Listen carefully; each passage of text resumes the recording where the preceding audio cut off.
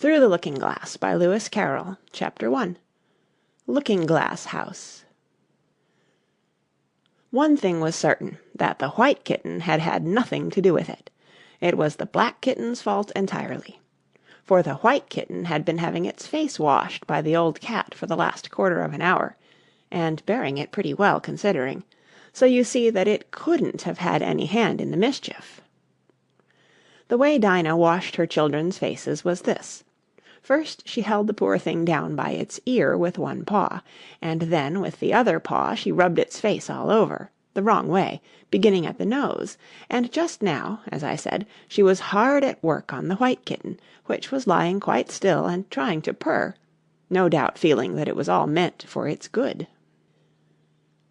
But the black kitten had been finished with earlier in the afternoon, and so, while Alice was sitting curled up in a corner of the great armchair, half talking to herself and half asleep, the kitten had been having a grand game of romps with the ball of worsted Alice had been trying to wind up, and had been rolling it up and down till it had all come undone again, and there it was, spread over the hearth-rug, all knots and tangles, with the kitten running after its own tail in the middle.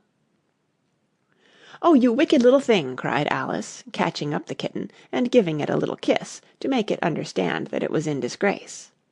"Really, Dinah ought to have taught you better manners. You ought, Dinah, you know you ought," she added, looking reproachfully at the old cat, and speaking in as cross a voice as she could manage, and then she scrambled back into the armchair, taking the kitten and the worsted with her, and began winding up the ball again.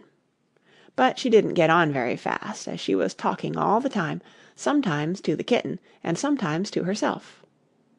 Kitty sat very demurely on her knee, pretending to watch the progress of the winding, and now and then putting out one paw, and gently touching the ball, as if it would be glad to help, if it might. "Do you know what to-morrow is, Kitty?" Alice began.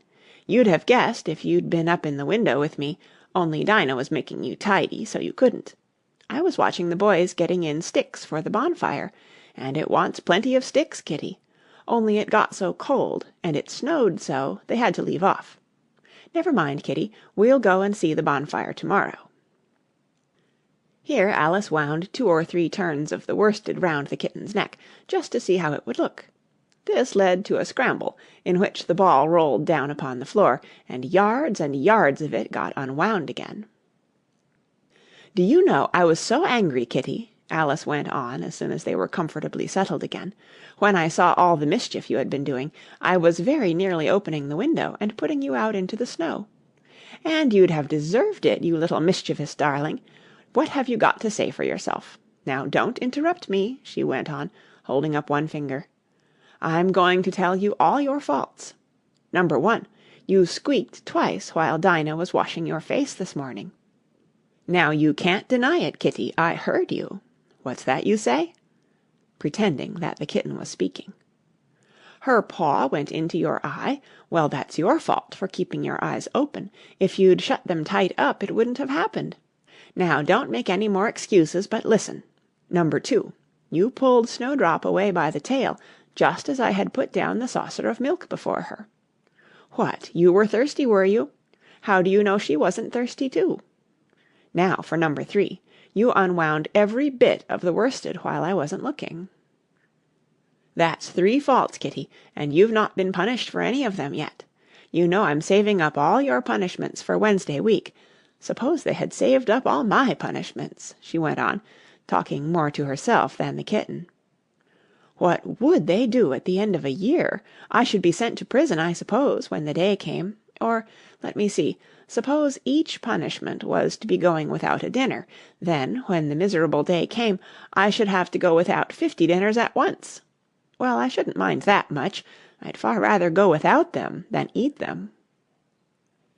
Do you hear the snow against the window-panes, Kitty? How nice and soft it sounds, just as if someone was kissing the window all over outside.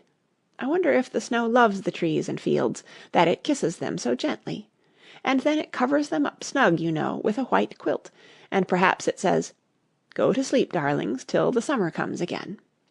And when they wake up in the summer, Kitty, they dress themselves all in green and dance about, whenever the wind blows, "Oh, that's very pretty," cried Alice, dropping the ball of worsted to clap her hands. "And I do so wish it was true. I'm sure the woods look sleepy in the autumn, when the leaves are getting brown." "Kitty, can you play chess? Now don't smile, my dear, I'm asking it seriously. Because when we were playing just now, you watched just as if you understood it. And when I said 'check,' you purred. Well, it was a nice check, Kitty, and really I might have won if it hadn't been for that nasty knight that came wiggling down among my pieces. Kitty, dear, let's pretend." And here I wish I could tell you half the things Alice used to say, beginning with her favourite phrase, "Let's pretend." She had had quite a long argument with her sister only the day before, all because Alice had begun with, "Let's pretend we're kings and queens," and her sister, who liked being very exact, had argued that they couldn't because there were only two of them, and Alice had been reduced at last to say, "Well, you can be one of them then, and I'll be all the rest." And once she had really frightened her old nurse by shouting suddenly in her ear, "Nurse, do let's pretend that I'm a hungry hyena and you're a bone." But this is taking us away from Alice's speech to the kitten. "Let's pretend that you're the Red Queen, Kitty. Do you know, I think if you sat up and folded your arms, you'd look exactly like her. Now do try, there's a dear." And Alice got the Red Queen off the table and set it up before the kitten as a model for it to imitate. However, the thing didn't succeed, principally, Alice said, because the kitten wouldn't fold its arms properly. So, to punish it, she held it up to the looking-glass, that it might see how sulky it was. "And if you're not good directly," she added, "I'll put you through into Looking-Glass House. How would you like that?"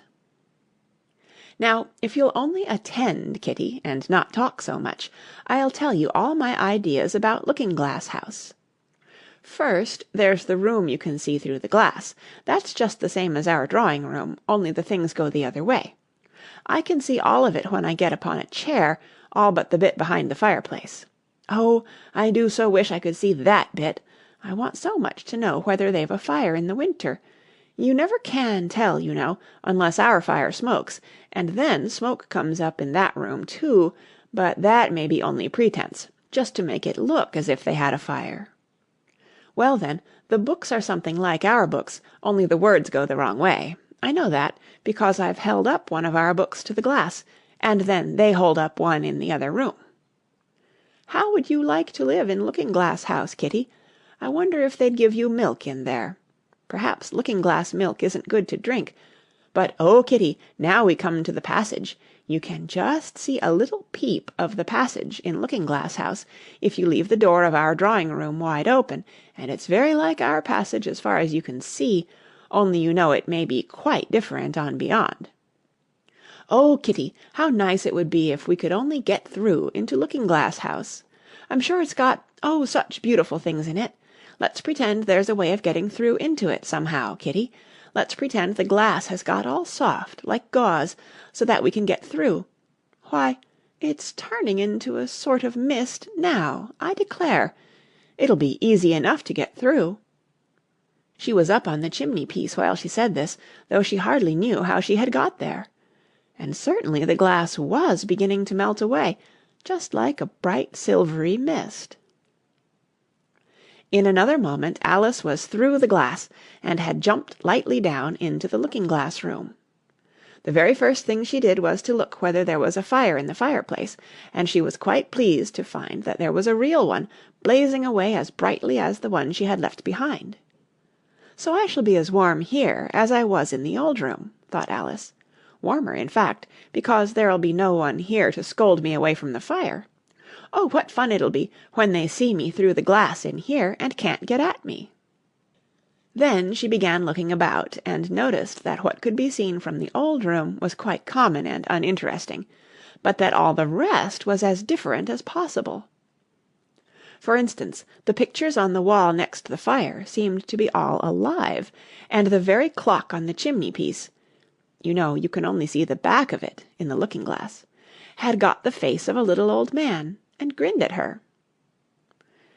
"They don't keep this room so tidy as the other," Alice thought to herself, as she noticed several of the chessmen down in the hearth among the cinders, but in another moment, with a little "Oh!" of surprise, she was down on her hands and knees watching them. The chessmen were walking about, 2 and 2. "Here are the Red King and the Red Queen," Alice said, in a whisper, for fear of frightening them. "And there are the White King and the White Queen sitting on the edge of the shovel, and here are 2 castles walking arm in arm. I don't think they can hear me," she went on, as she put her head closer down. "And I'm nearly sure they can't see me. I feel somehow as if I were invisible." Here something began squeaking on the table behind Alice, and made her turn her head just in time to see one of the white pawns roll over and begin kicking. She watched it with great curiosity to see what would happen next. "It is the voice of my child!" the White Queen cried out as she rushed past the King, so violently that she knocked him over among the cinders. "My precious Lily! My imperial kitten!" and she began scrambling wildly up the side of the fender. "Imperial fiddlestick!" said the King, rubbing his nose, which had been hurt by the fall. He had a right to be a little annoyed with the Queen, for he was covered with ashes from head to foot. Alice was very anxious to be of use, and, as the poor little Lily was nearly screaming herself into a fit, she hastily picked up the Queen and set her on the table by the side of her noisy little daughter. The Queen gasped and sat down. The rapid journey through the air had quite taken away her breath, and for a minute or two she could do nothing but hug the little Lily in silence. As soon as she had recovered her breath a little, she called out to the White King, who was sitting sulkily among the ashes, "Mind the volcano!" "What volcano?" said the King, looking up anxiously into the fire, as if he thought that was the most likely place to find one. "Blew me up!" panted the Queen, who was still a little out of breath. "Mind you come up the regular way. Don't get blown up." Alice watched the White King as he slowly struggled up from bar to bar, till at last she said, "Why, you'll be hours and hours getting to the table at that rate. I'd far better help you, hadn't I?" But the King took no notice of the question. It was quite clear that he could neither hear her nor see her. So Alice picked him up very gently and lifted him across more slowly than she had lifted the Queen, that she mightn't take his breath away. But before she put him on the table she thought she might as well dust him a little, he was so covered with ashes. She said afterwards that she had never seen in all her life such a face as the King made when he found himself held in the air by an invisible hand and being dusted. He was far too much astonished to cry out, but his eyes and his mouth went on getting larger and larger, and rounder, till her hand shook so with laughing that she nearly let him drop upon the floor. "Oh, please don't make such faces, my dear," she cried out, quite forgetting that the King couldn't hear her. "You make me laugh so that I can hardly hold you, and don't keep your mouth so wide open, all the ashes will get into it.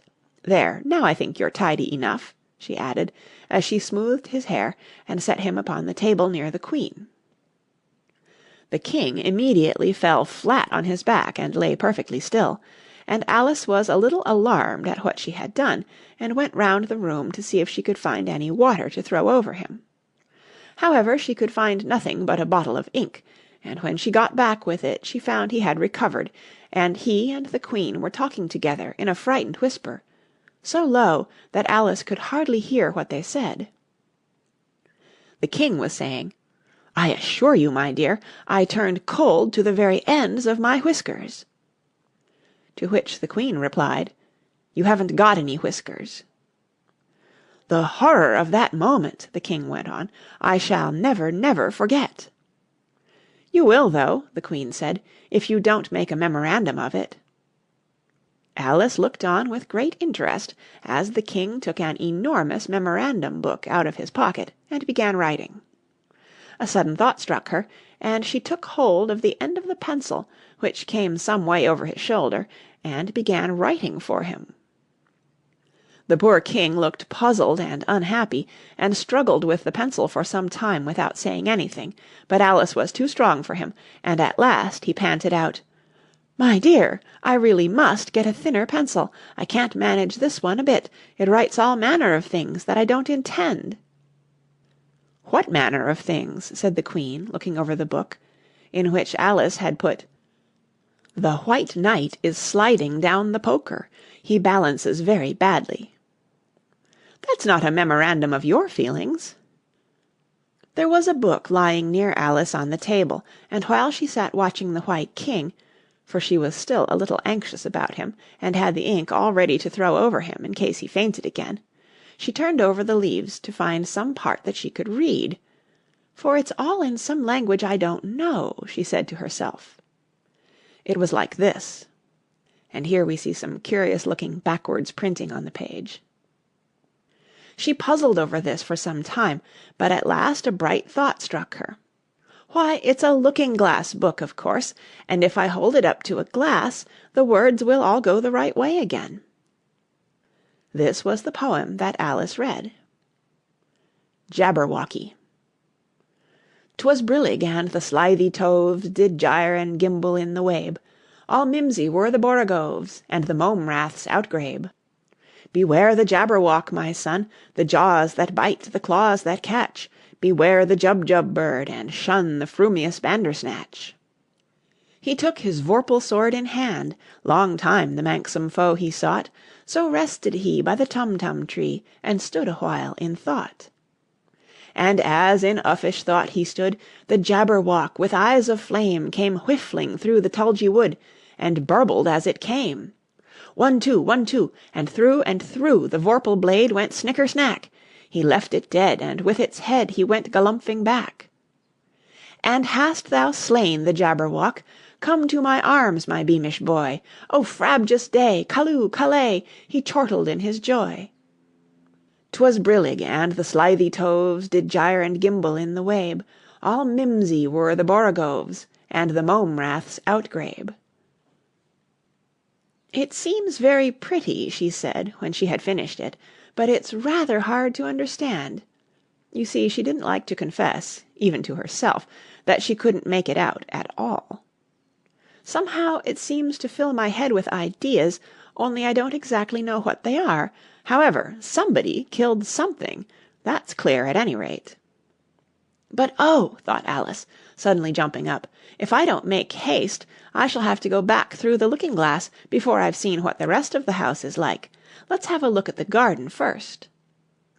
She was out of the room in a moment and ran downstairs, or, at least, it wasn't exactly running, but a new invention of hers for getting downstairs quickly and easily, as Alice said to herself.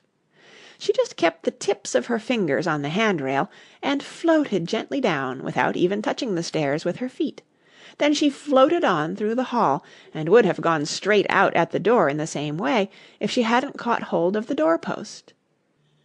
She was getting a little giddy with so much floating in the air, and was rather glad to find herself walking again in the natural way. End of Chapter 1. Chapter 2. The Garden of Live Flowers. "I should see the garden far better," said Alice to herself, "if I could get to the top of that hill, and here's a path that leads straight to it. At least, no, it doesn't do that," after going a few yards along the path, and turning several sharp corners. "But I suppose it will at last. But how curiously it twists! It's more like a corkscrew than a path. Well, this turn goes to the hill, I suppose. No, it doesn't. This goes straight back to the house. Well, then, I'll try it the other way." And so she did, wandering up and down, and trying turn after turn, but always coming back to the house, do what she would. Indeed, once, when she turned a corner rather more quickly than usual, she ran against it before she could stop herself. "It's no use talking about it," Alice said, looking up at the house and pretending it was arguing with her. "I'm not going in again yet. I know I should have to get through the looking-glass again, back into the old room, and there'd be an end of all my adventures." So, resolutely turning her back upon the house, she set out once more down the path, determined to keep straight on till she got to the hill. For a few minutes all went well, and she was just saying, "I really shall do it this time," when the path gave a sudden twist and shook itself, as she described it afterwards, and the next moment she found herself actually walking in at the door. "Oh, it's too bad," she cried. "I never saw such a house for getting in the way, never." However, there was the hill full in sight, so there was nothing to be done but start again. This time she came upon a large flower bed with a border of daisies and a willow tree growing in the middle. "Oh, Tiger Lily," said Alice, addressing herself to one that was waving gracefully about in the wind, "I wish you could talk." "We can talk," said the Tiger Lily, "when there's anybody worth talking to." Alice was so astonished that she could not speak for a minute. It quite seemed to take her breath away. At length, as the Tiger Lily only went on waving about, she spoke again, in a timid voice, almost in a whisper. "And can all the flowers talk?" "As well as you can," said the Tiger Lily, "and a great deal louder." "It isn't manners for us to begin, you know," said the Rose, "and I really was wondering when you'd speak. Said I to myself, 'Her face has got some sense in it, though it's not a clever one. Still, you're the right colour, and that goes a long way.'" "I don't care about the colour," the Tiger Lily remarked. "If only her petals curled up a little more, she'd be all right." Alice didn't like being criticized, so she began asking questions. "Aren't you sometimes frightened at being planted out here, with nobody to take care of you?" "There's the tree in the middle," said the Rose. "What else is it good for?" "But what could it do if any danger came?" Alice asked. "It says 'Bow wow,'" cried a daisy. "That's why its branches are called boughs." "Didn't you know that?" cried another daisy, and here they all began shouting together, till the air seemed quite full of little shrill voices. "Silence, every one of you!" cried the Tiger Lily, waving itself passionately from side to side, and trembling with excitement. "They know I can't get at them," it panted, bending its quivering head towards Alice, "or they wouldn't dare to do it." "Never mind," Alice said in a soothing tone, and stooping down to the daisies, who were just beginning again, she whispered, "If you don't hold your tongues, I'll pick you." There was silence in a moment, and several of the pink daisies turned white. "That's right," said the Tiger Lily. "The daisies are worst of all. When one speaks, they all begin together, and it's enough to make one wither to hear the way they go on." "How is it you can all talk so nicely?" Alice said, hoping to get it into a better temper by a compliment. "I've been in many gardens before, but none of the flowers could talk." "Put your hand down and feel the ground," said the Tiger Lily. "Then you'll know why." Alice did so. "It's very hard," she said, "but I don't see what that has to do with it." "In most gardens," the Tiger Lily said, "they make the beds too soft, so that the flowers are always asleep." This sounded a very good reason, and Alice was quite pleased to know it. "I never thought of that before," she said. "It's my opinion that you never think at all," the Rose said in a rather severe tone. "I never saw anybody that looked stupider," a Violet said, so suddenly that Alice quite jumped, for it hadn't spoken before. "Hold your tongue," cried the Tiger Lily, "as if you ever saw anybody. You keep your head under the leaves, and snore away there, till you know no more what's going on in the world than if you were a bud."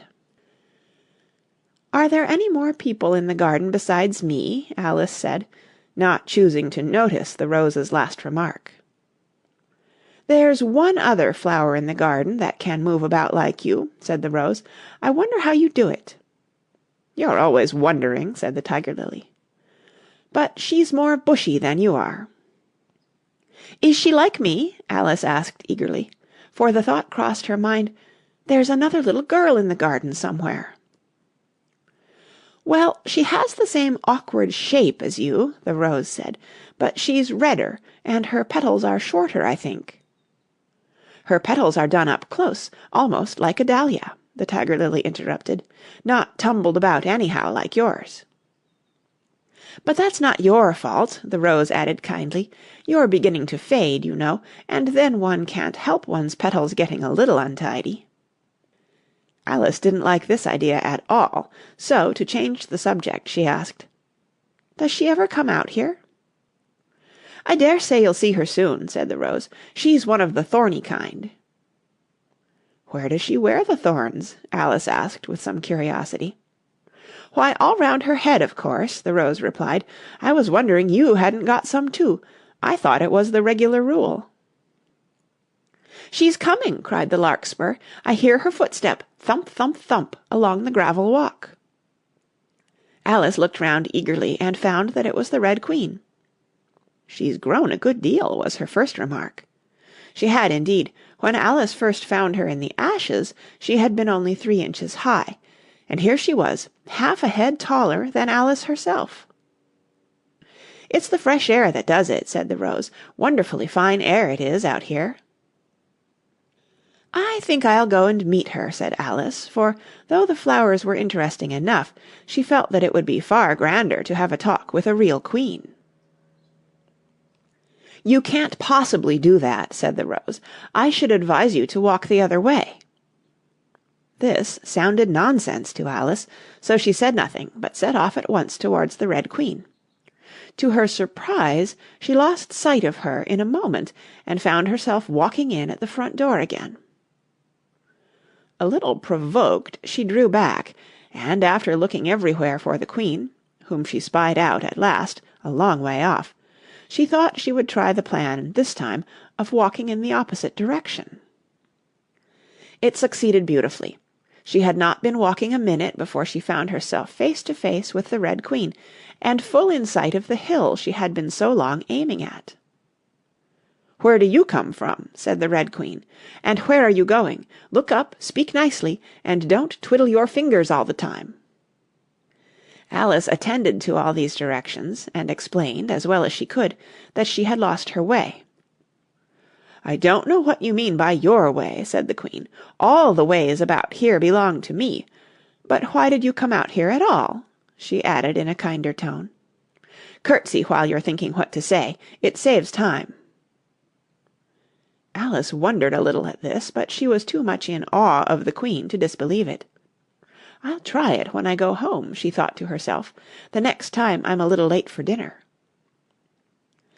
"It's time for you to answer now," the Queen said, looking at her watch. "Open your mouth a little wider when you speak, and always say 'Your Majesty.'" "I only wanted to see what the garden was like, Your Majesty." "That's right," said the Queen, patting her on the head, which Alice didn't like at all. "Though when you say garden, I've seen gardens, compared with which this would be a wilderness." Alice didn't dare to argue the point, but went on, "And I thought I'd try and find my way to the top of that hill."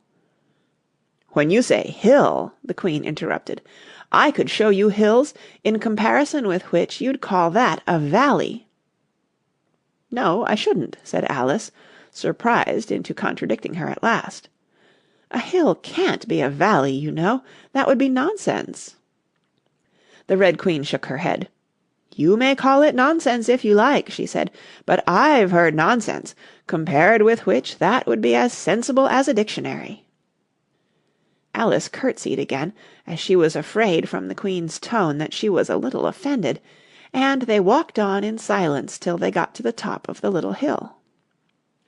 For some minutes Alice stood without speaking, looking out in all directions over the country, and a most curious country it was.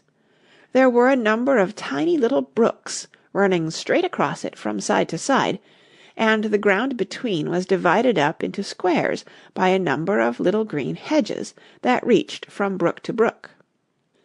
"I declare it's marked out just like a large chessboard," Alice said at last.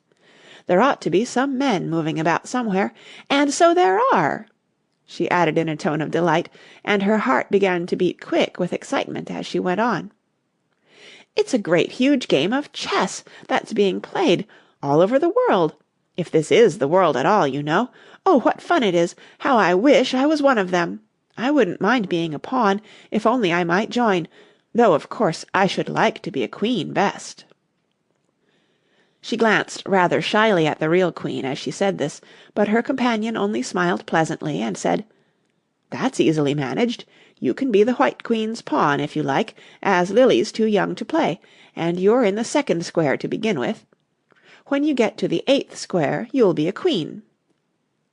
Just at this moment, somehow or other, they began to run. Alice never could quite make out, in thinking it over afterwards, how it was that they began. All she remembers is that they were running hand in hand, and the Queen went so fast that it was all she could do to keep up with her, and still the Queen kept crying, "Faster, faster!" but Alice felt she could not go faster, though she had not breath left to say so. The most curious part of the thing was that the trees and the other things round them never changed their places at all. However fast they went, they never seemed to pass anything. "I wonder if all the things move along with us," thought poor puzzled Alice. And the Queen seemed to guess her thoughts, for she cried, "Faster! Don't try to talk!" Not that Alice had any idea of doing that. She felt as if she would never be able to talk again, she was getting so much out of breath, and still the Queen cried, "Faster, faster!" and dragged her along. "Are we nearly there?" Alice managed to pant out at last. "Nearly there?" the Queen repeated. "Why, we passed it 10 minutes ago. Faster!" And they ran on for a time in silence, with the wind whistling in Alice's ears, and almost blowing her hair off her head, she fancied. "Now, now!" cried the Queen. "Faster, faster!" And they went so fast that at last they seemed to skim through the air, hardly touching the ground with their feet, till suddenly, just as Alice was getting quite exhausted, they stopped, and she found herself sitting on the ground, breathless and giddy. The Queen propped her up against a tree and said kindly, "You may rest a little now." Alice looked round her in great surprise. "Why, I do believe we've been under this tree the whole time. Everything's just as it was." "Of course it is," said the Queen. "What would you have it?" "Well, in our country," said Alice, still panting a little, "you'd generally get to somewhere else if you ran very fast for a long time, as we've been doing." "A slow sort of country," said the Queen. "Now here, you see, it takes all the running you can do to keep in the same place. If you want to get somewhere else you must run at least twice as fast as that." "I'd rather not try, please," said Alice. "I'm quite content to stay here, only I am so hot and thirsty." "I know what you'd like," the Queen said good-naturedly, taking a little box out of her pocket. "Have a biscuit?" Alice thought it would not be civil to say no, though it wasn't at all what she wanted. So she took it, and ate it as well as she could, and it was very dry, and she thought she had never been so nearly choked in all her life. "While you're refreshing yourself," said the Queen, "I'll just take the measurements." And she took a ribbon out of her pocket, marked in inches, and began measuring the ground, and sticking little pegs in here and there. "At the end of 2 yards," she said, putting in a peg to mark the distance, "I shall give you your directions. Have another biscuit?" "No, thank you," said Alice. "One's quite enough." "Thirst quenched, I hope," said the Queen. Alice did not know what to say to this, but luckily the Queen did not wait for an answer, but went on. "At the end of 3 yards I shall repeat them, for fear of your forgetting them. At the end of 4 I shall say good-bye, and at the end of 5 I shall go." She had got all the pegs put in by this time, and Alice looked on with great interest as she returned to the tree, and then began slowly walking down the row. At the 2-yard peg she faced round and said, "A pawn goes 2 squares in its first move, you know, so you'll go very quickly through the 3rd square, by railway I should think, and you'll find yourself in the 4th square in no time. Well, that square belongs to Tweedledum and Tweedledee. The 5th is mostly water. The 6th belongs to Humpty Dumpty. But you make no remark?" I didn't know I had to make one just then," Alice faltered out. "You should have said, 'It's extremely kind of you to tell me all this.' However, we'll suppose it said. The 7th square is all forest. However, one of the knights will show you the way, and in the 8th square we shall be queens together, and it's all feasting and fun." Alice got up and curtsied, and sat down again.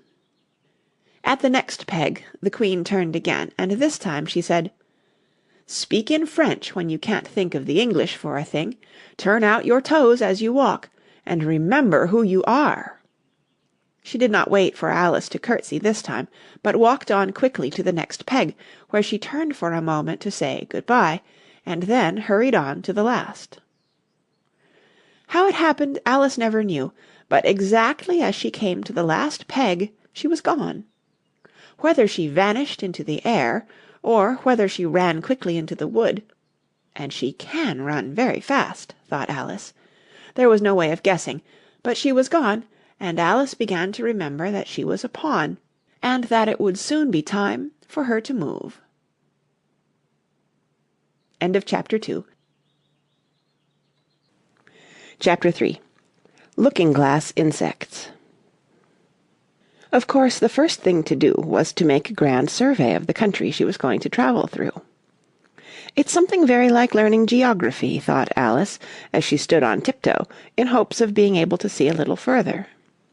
Principal rivers, there are none. Principal mountains, I'm on the only one, but I don't think it's got any name. Principal towns, why, what are those creatures making honey down there? They can't be bees. Nobody ever saw bees a mile off, you know. And for some time she stood silent, watching one of them that was bustling about among the flowers, poking its proboscis into them. Just as if it was a regular bee, thought Alice. However, this was anything but a regular bee. In fact, it was an elephant, as Alice soon found out, though the idea quite took her breath away at first. And what enormous flowers they must be, was her next idea. Something like cottages with the roofs taken off, and stalks put to them, and what quantities of honey they must make. I think I'll go down and... No, I won't just yet, she went on, checking herself just as she was beginning to run down the hill, and trying to find some excuse for turning shy so suddenly. It'll never do to go down among them without a good long branch to brush them away, and what fun it'll be when they ask me how I like my walk. I shall say, "Oh, I like it well enough." Here came the favourite little toss of the head. Only it was so dusty and hot, and the elephants did tease so. "I think I'll go down the other way," she said after a pause, "and perhaps I may visit the elephants later on. Besides, I do so want to get into the 3rd square." So with this excuse she ran down the hill and jumped over the first of the 6 little brooks. "Tickets, please," said the guard, putting his head in at the window. In a moment everybody was holding out a ticket. They were about the same size as the people, and quite seemed to fill the carriage. "Now then, show your ticket, child," the guard went on, looking angrily at Alice. And a great many voices all said together, like the chorus of a song, thought Alice, "Don't keep him waiting, child. Why, his time is worth £1,000 a minute." "I'm afraid I haven't got one," Alice said in a frightened tone. "There wasn't a ticket office where I came from." And again the chorus of voices went on.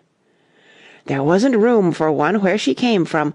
The land there is worth £1,000 an inch." "Don't make excuses," said the guard. "You should have bought one from the engine-driver."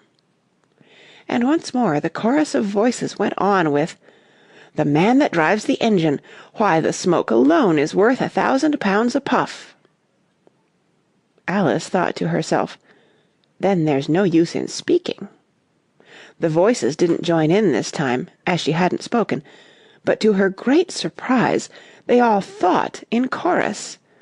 I hope you understand what thinking in chorus means, for I must confess that I don't. Better say nothing at all. Language is worth 1,000 pounds a word."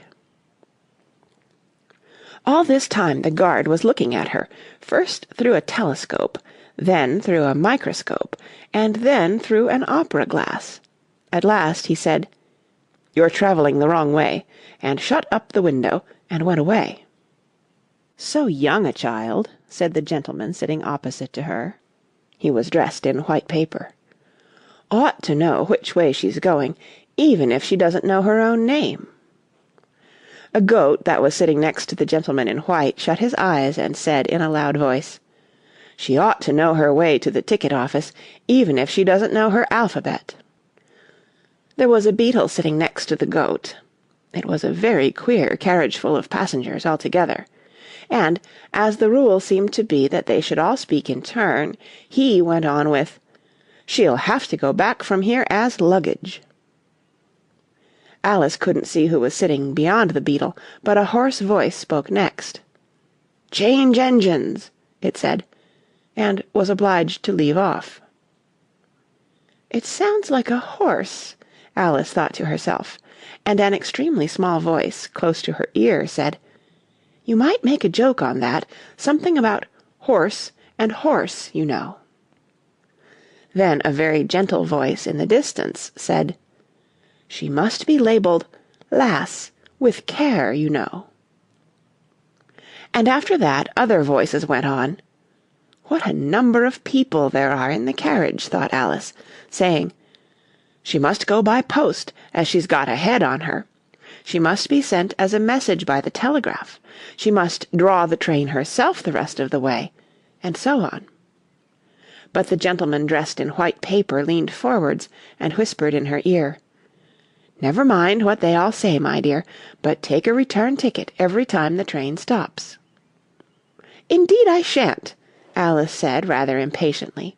"I don't belong to this railway journey at all. I was in a wood just now, and I wish I could get back there." "You might make a joke on that," said the little voice close to her ear. "Something about you would if you could, you know." "Don't tease so," said Alice, looking about in vain to see where the voice came from. "If you're so anxious to have a joke made, why don't you make one yourself?"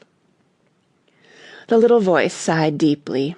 It was very unhappy, evidently, and Alice would have said something pitying to comfort it, if it would only sigh like other people, she thought. But this was such a wonderfully small sigh that she wouldn't have heard it at all if it hadn't come quite close to her ear. The consequence of this was that it tickled her ear very much, and quite took off her thoughts from the unhappiness of the poor little creature. "I know you are a friend," the little voice went on, "a dear friend, and an old friend, and you won't hurt me, though I am an insect." "What kind of insect?" Alice inquired a little anxiously. What she really wanted to know was whether it could sting or not, but she thought this wouldn't be quite a civil question to ask. "What, then you don't—" the little voice began, when it was drowned by a shrill scream from the engine, and everybody jumped up in alarm, Alice among the rest. The horse, who had put his head out of the window, quietly drew it in, and said, "It's only a brook we have to jump over." Everybody seemed satisfied with this, though Alice felt a little nervous at the idea of trains jumping at all. "However, it'll take us into the 4th square, that's some comfort," she said to herself. In another moment she felt the carriage rise straight up into the air, and in her fright she caught at the thing nearest to her hand, which happened to be the goat's beard. But the beard seemed to melt away as she touched it, and she found herself sitting quietly under a tree, while the gnat, for that was the insect she had been talking to, was balancing itself on a twig just over her head, and fanning her with its wings. It certainly was a very large gnat, about the size of a chicken, Alice thought. Still, she couldn't feel nervous with it, after they had been talking together so long. "Then you don't like all insects?" the gnat went on, as quietly as if nothing had happened. "I like them when they can talk," Alice said. "None of them ever talk where I come from." "What sort of insects do you rejoice in where you come from?" the gnat inquired. "I don't rejoice in insects at all," Alice explained, "because I'm rather afraid of them, at least the large kinds. But I can tell you the names of some of them." "Of course they answer to their names," the gnat remarked carelessly. "I never knew them to do it." "What's the use of their having names," the gnat said, "if they won't answer to them?" "No use to them," said Alice, "but it's useful to the people who name them, I suppose. If not, why do things have names at all?" "I can't say," the gnat replied. "Further on, in the wood down there, they've got no names. However, go on with your list of insects. You're wasting time." "Well, there's the horsefly," Alice began, counting off the names on her fingers. "All right," said the gnat. "Halfway up that bush you'll see a rocking horse fly, if you look. It's made entirely of wood, and gets about by swinging itself from branch to branch." "What does it live on?" Alice asked with great curiosity. "Sap and sawdust," said the gnat. "Go on with the list."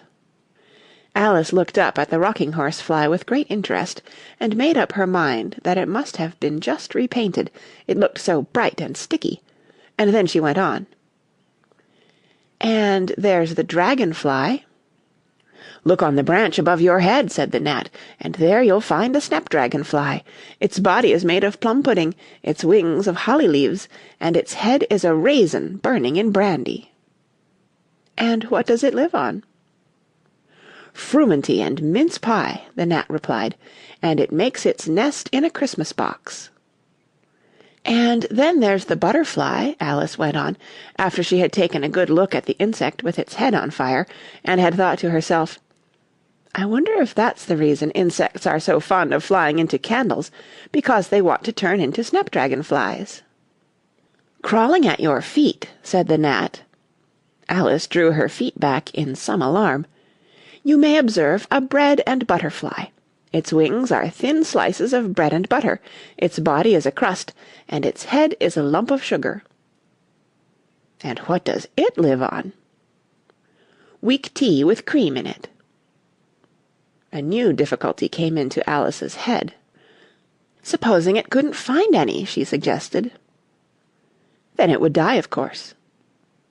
"But that must happen very often," Alice remarked thoughtfully. "It always happens," said the gnat. After this Alice was silent for a minute or two, pondering.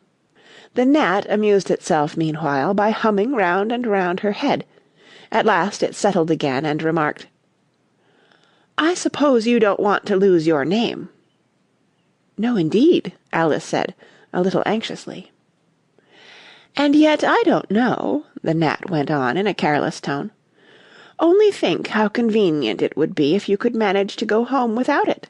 For instance, if the governess wanted to call you to your lessons, she would call out, 'Come here,' and there she would have to leave off, because there wouldn't be any name for her to call, and of course you wouldn't have to go, you know." "That would never do, I'm sure," said Alice. "The governess would never think of excusing me lessons for that. If she couldn't remember my name, she'd call me Miss, as the servants do."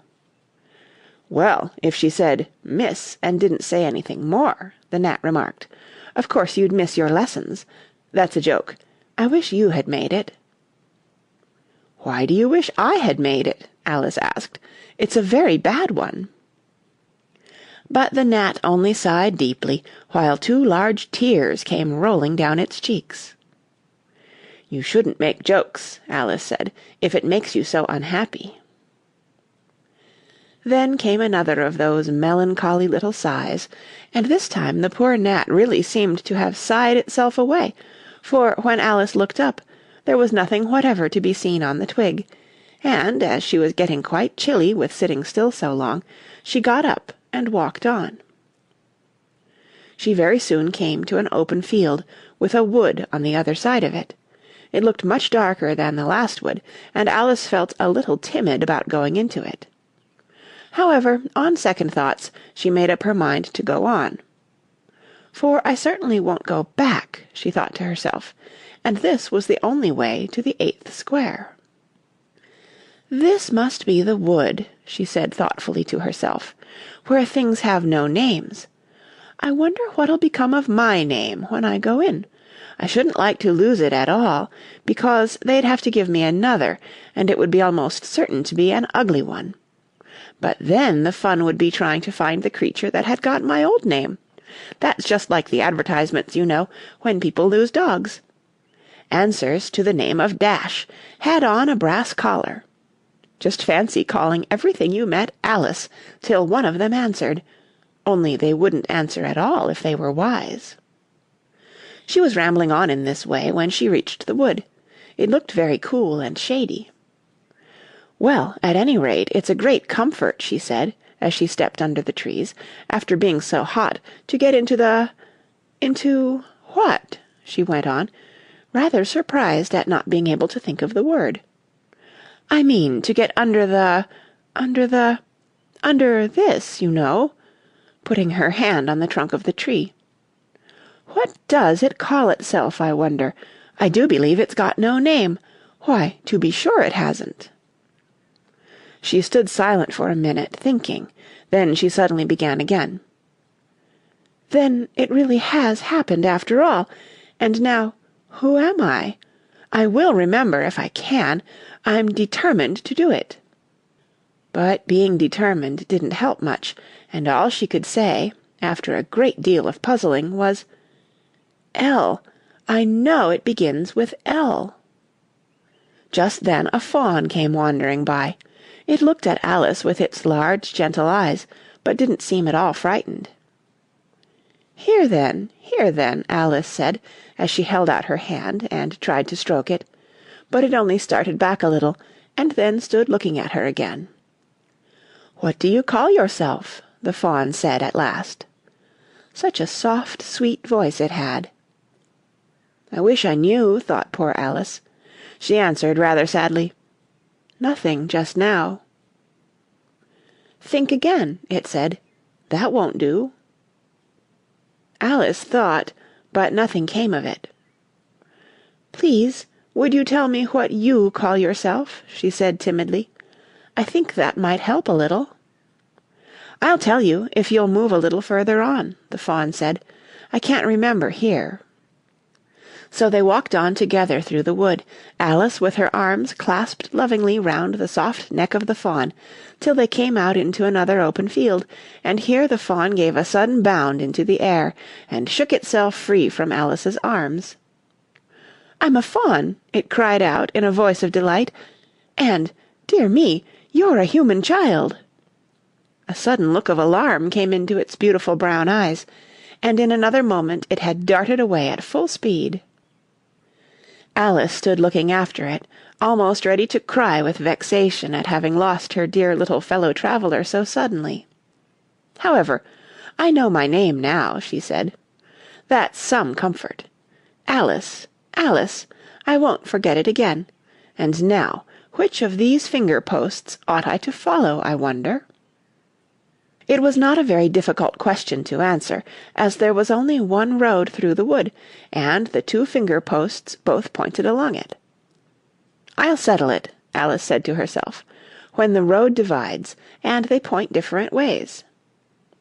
But this did not seem likely to happen. She went on and on, a long way, but wherever the road divided there were sure to be two finger-posts pointing the same way, one marked "To Tweedledum's house," and the other "To the house of Tweedledee." "I do believe," said Alice at last, "that they live in the same house. I wonder I never thought of that before, but I can't stay there long. I'll just call and say how do you do, and ask them the way out of the wood. If I could only get to the 8th square before it gets dark." So she wandered on, talking to herself as she went, till, on turning a sharp corner, she came upon two fat little men, so suddenly that she could not help starting back, but in another moment she recovered herself, feeling sure that they must be Tweedledum and Tweedledee. End of Chapter 3. Chapter 4. Tweedledum and Tweedledee. They were standing under a tree, each with an arm round the other's neck, and Alice knew which was which in a moment, because one of them had "dum" embroidered on his collar, and the other D. "I suppose they've each got Tweedle round at the back of the collar," she said to herself. They stood so still that she quite forgot they were alive, and she was just looking round to see if the word Tweedle was written at the back of each collar, when she was startled by a voice coming from the one marked Dumb. "If you think we're waxworks," he said, "you ought to pay, you know. Waxworks weren't made to be looked at for nothing, nohow." "Contrariwise," added the one marked D. "If you think we're alive, you ought to speak." "I'm sure I'm very sorry," was all Alice could say, for the words of the old song kept ringing through her head like the ticking of a clock, and she could hardly help saying them out loud. Tweedledum and Tweedledee agreed to have a battle, for Tweedledum said Tweedledee had spoiled his nice new rattle. Just then flew down a monstrous crow, as black as a tar-barrel, which frightened both the heroes so, they quite forgot their quarrel. "I know what you're thinking about," said Tweedledum, "but it isn't so, nohow."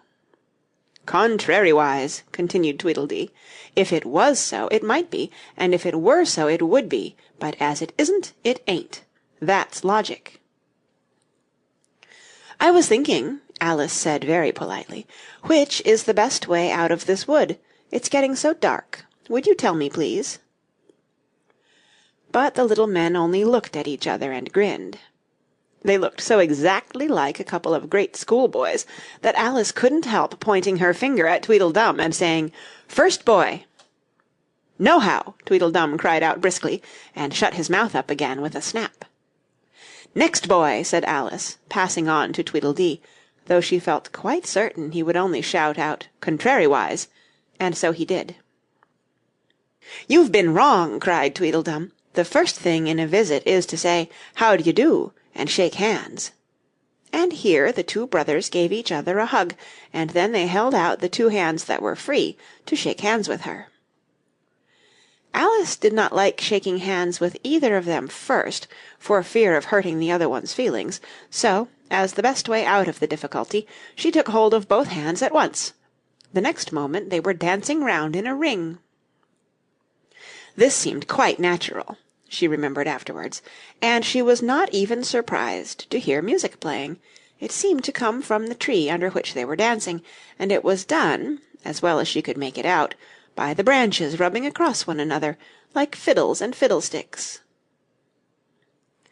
"But it certainly was funny," Alice said afterwards when she was telling her sister the history of all this, "to find myself singing 'Here we go round the mulberry bush.'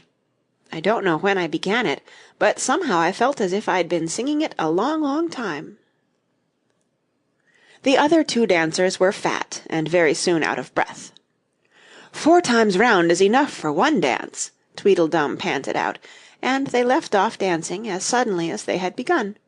The music stopped at the same moment. Then they let go of Alice's hands and stood looking at her for a minute. There was a rather awkward pause, as Alice didn't know how to begin a conversation with people she had just been dancing with. It would never do to say, "How do you do now?" she said to herself. "We seem to have got beyond that somehow." "I hope you're not much tired," she said at last. "Nohow, and thank you very much for asking," said Tweedledum. "So much obliged," added Tweedledee. "You like poetry?" "Yes, pretty well. Some poetry," Alice said doubtfully. "Would you tell me which road leads out of the wood?" "What shall I repeat to her?" said Tweedledee, looking round at Tweedledum with great solemn eyes, and not noticing Alice's question. "The Walrus and the Carpenter is the longest," Tweedledum replied, giving his brother an affectionate hug. Tweedledee began instantly, "The sun was shining—" Here Alice ventured to interrupt him. "If it's very long," she said, as politely as she could, "would you please tell me first which road—" Tweedledee smiled gently and began again. "The sun was shining on the sea, shining with all his might. He did his very best to make the billows smooth and bright, and this was odd because it was the middle of the night. The moon was shining sulkily because she thought the sun had got no business to be there after the day was done. "It's very rude of him," she said, "to come and spoil the fun." The sea was wet as wet could be, the sands were dry as dry. You could not see a cloud because no cloud was in the sky. No birds were flying overhead, there were no birds to fly. The walrus and the carpenter were walking close at hand. They wept like anything to see such quantities of sand. "If this were only cleared away," they said, "it would be grand.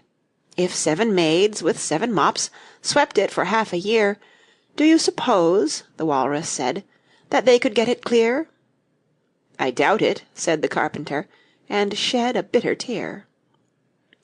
"O oysters, come and walk with us," the walrus did beseech, "a pleasant walk, a pleasant talk, along the briny beach. We cannot do with more than 4, to give a hand to each." The eldest oyster looked at him, but never a word he said. The eldest oyster winked his eye, and shook his heavy head, meaning to say he did not choose to leave the oyster bed.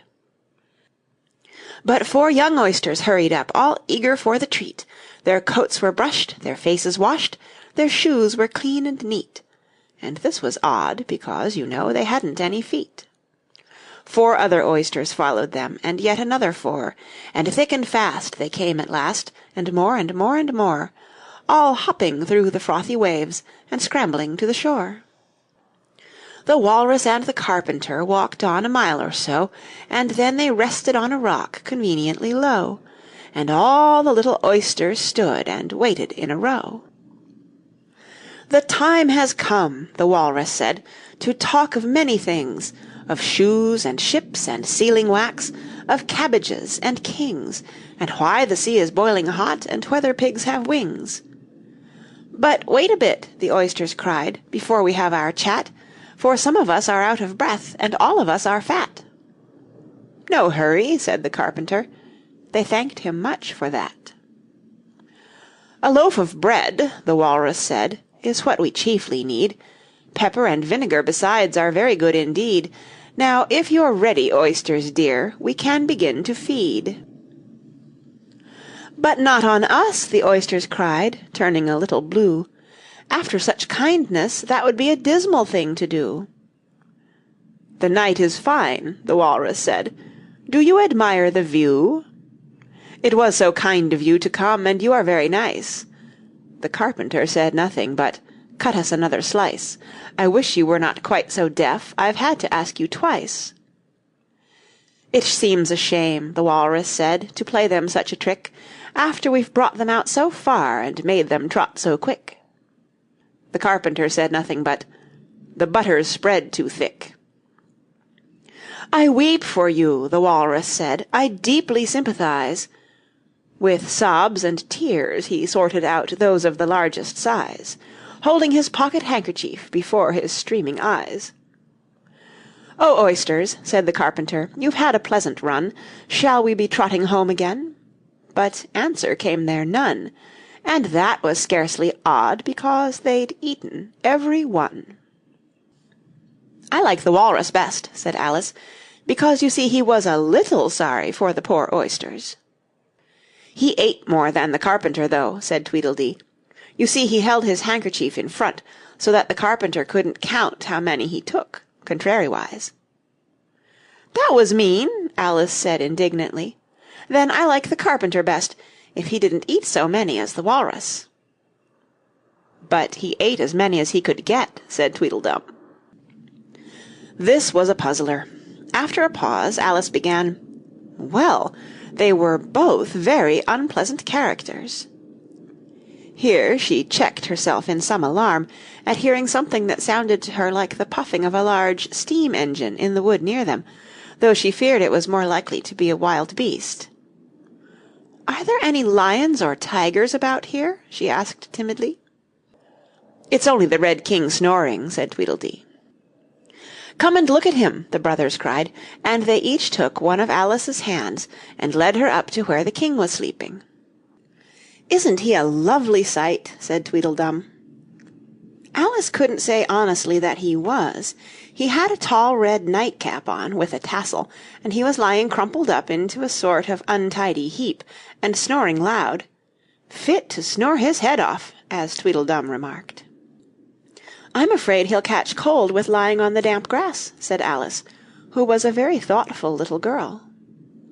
"He's dreaming now," said Tweedledee, "and what do you think he's dreaming about?" Alice said, "Nobody can guess that." "Why, about you!" Tweedledee exclaimed, clapping his hands triumphantly. "And if he left off dreaming about you, where do you suppose you'd be?" "Where I am now, of course," said Alice. "Not you!" Tweedledee retorted contemptuously. "You'd be nowhere. Why, you're only a sort of thing in his dream." "If that there king was to wake," added Tweedledum, "you'd go out, bang, just like a candle." "I shouldn't!" Alice exclaimed indignantly. "Besides, if I'm only a sort of thing in his dream, what are you, I should like to know?" "Ditto," said Tweedledum. "Ditto, ditto," cried Tweedledee. He shouted this so loud that Alice couldn't help saying, "Hush! You'll be waking him, I'm afraid, if you make so much noise." "Well, it's no use your talking about waking him," said Tweedledum, "when you're only one of the things in his dream. You know very well you're not real." "I am real," said Alice, and began to cry. "You won't make yourself a bit realer by crying," Tweedledee remarked. "There's nothing to cry about." "If I wasn't real," Alice said, half laughing through her tears, it all seemed so ridiculous, "I shouldn't be able to cry."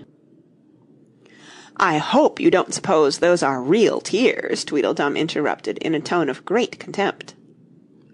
"I know they're talking nonsense," Alice thought to herself, "and it's foolish to cry about it." So she brushed away her tears, and went on as cheerfully as she could. "At any rate, I'd better be getting out of the wood, for really it's coming on very dark. Do you think it's going to rain?"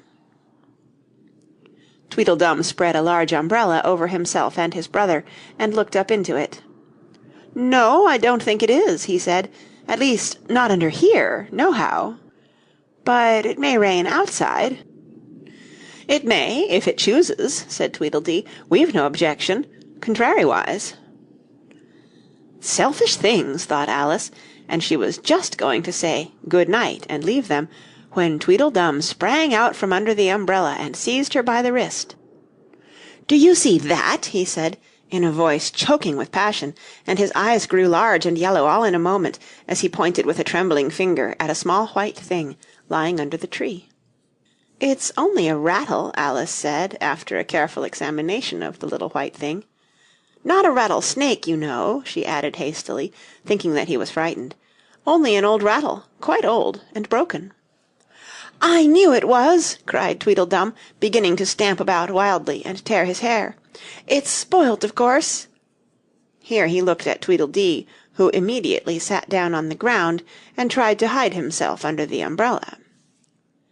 Alice laid her hand upon his arm, and said in a soothing tone, "You needn't be so angry about an old rattle." "But it isn't old!" Tweedledum cried in a greater fury than ever.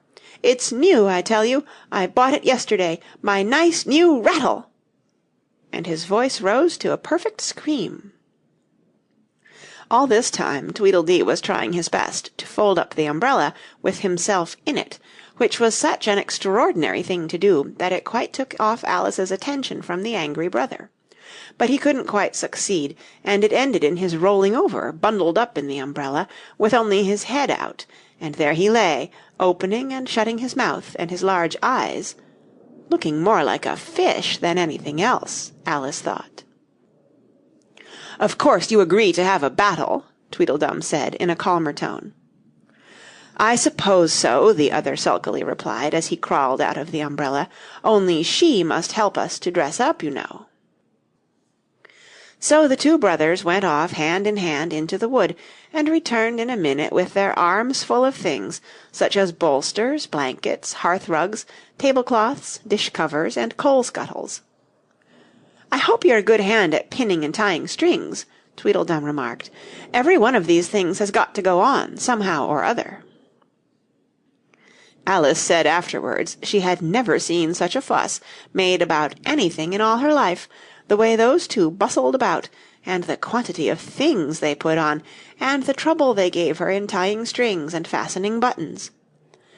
"Really, they'll be more like bundles of old clothes than anything else by the time they're ready," she said to herself, as she arranged a bolster round the neck of Tweedledee, to keep his head from being cut off, as he said. "You know," he added very gravely, "it's one of the most serious things that can possibly happen to one in a battle, to get one's head cut off."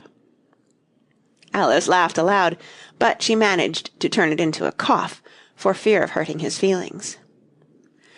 "Do I look very pale?" said Tweedledum, coming up to have his helmet tied on. He called it a helmet, though it certainly looked much more like a saucepan. "Well, yes, a little," Alice replied gently. "I'm very brave generally," he went on in a low voice, "only to-day I happen to have a headache." "And I've got a toothache," said Tweedledee, who had overheard the remark. "I'm far worse off than you." "Then you'd better not fight to-day," said Alice, thinking it a good opportunity to make peace. "We must have a bit of a fight, but I don't care about going on long," said Tweedledum. "What's the time now?" Tweedledee looked at his watch, and said, "4:30. "Let's fight till 6, and then have dinner," said Tweedledum. "Very well," the other said, rather sadly, "and she can watch us, only you'd better not come very close," he added. "I generally hit everything I can see, when I get really excited." "And I hit everything within reach," cried Tweedledum, "whether I can see it or not." Alice laughed. "You must hit the trees pretty often, I should think," she said. Tweedledum looked round him with a satisfied smile. "I don't suppose," he said, "there'll be a tree left standing for ever so far round by the time we've finished." "And all about a rattle," said Alice, still hoping to make them a little ashamed of fighting for such a trifle.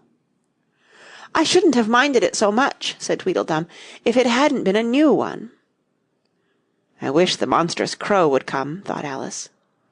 "There's only one sword, you know," Tweedledum said to his brother, "but you can have the umbrella. It's quite as sharp, only we must begin quick. It's getting as dark as it can." "And darker," said Tweedledee.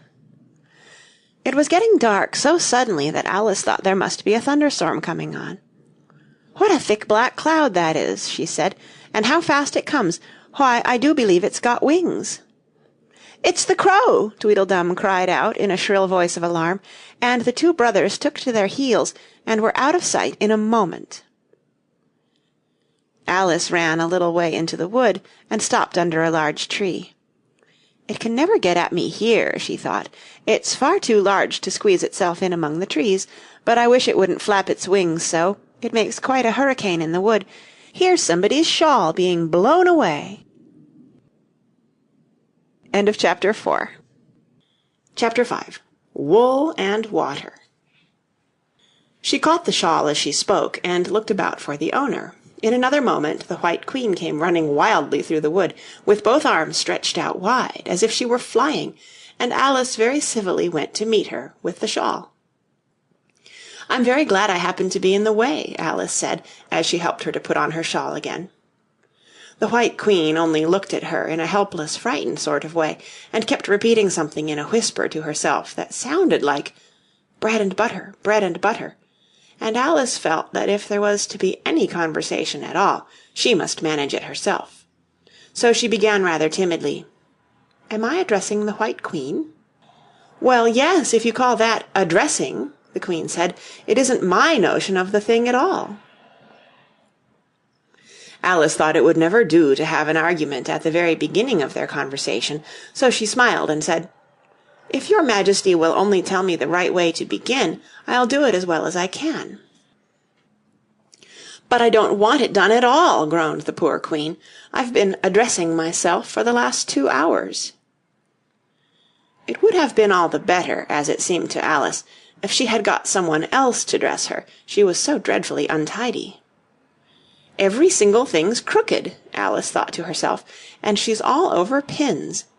May I put your shawl straight for you?" she added aloud. "I don't know what's the matter with it," the Queen said, in a melancholy voice. "It's out of temper, I think. I've pinned it here and I've pinned it there, but there's no pleasing it." "It can't go straight, you know, if you pin it all on one side," Alice said, as she gently put it right for her.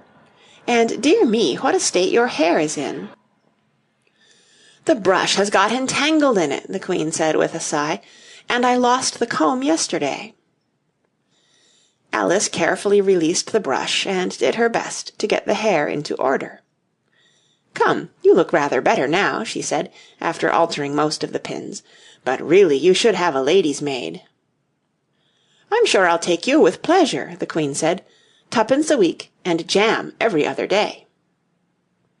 Alice couldn't help laughing as she said, "I don't want you to hire me, and I don't care for jam."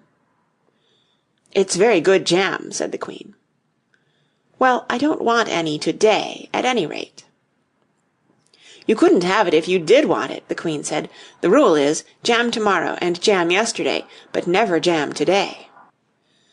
"It must come sometimes to jam today," Alice objected. "No, it can't," said the Queen. "It's jam every other day.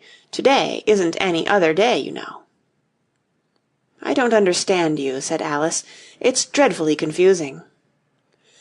"That's the effect of living backwards," the Queen said kindly. "It always makes one a little giddy at first." "Living backwards," Alice repeated in great astonishment. "I never heard of such a thing."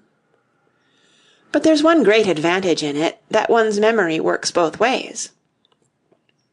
"I'm sure mine only works one way," Alice remarked. "I can't remember things before they happen." "It's a poor sort of memory that only works backwards," the Queen remarked. "What sort of things do you remember best?" Alice ventured to ask. "Oh, things that happened the week after next," the Queen replied in a careless tone. "For instance, now," she went on, sticking a large piece of plaster on her finger as she spoke, "there's the King's messenger. He's in prison now, being punished, and the trial doesn't even begin till next Wednesday, and of course the crime comes last of all." "Suppose he never commits the crime," said Alice. "That would be all the better, wouldn't it?" the Queen said, as she bound the plaster round her finger with a bit of ribbon. Alice felt there was no denying that. "Of course it would be all the better," she said, "but it wouldn't be all the better his being punished." "You're wrong there, at any rate," said the Queen. "Were you ever punished?" "Only for faults," said Alice. "And you were all the better for it, I know," the Queen said triumphantly. "Yes, but then I had done the things I was punished for," said Alice. "That makes all the difference."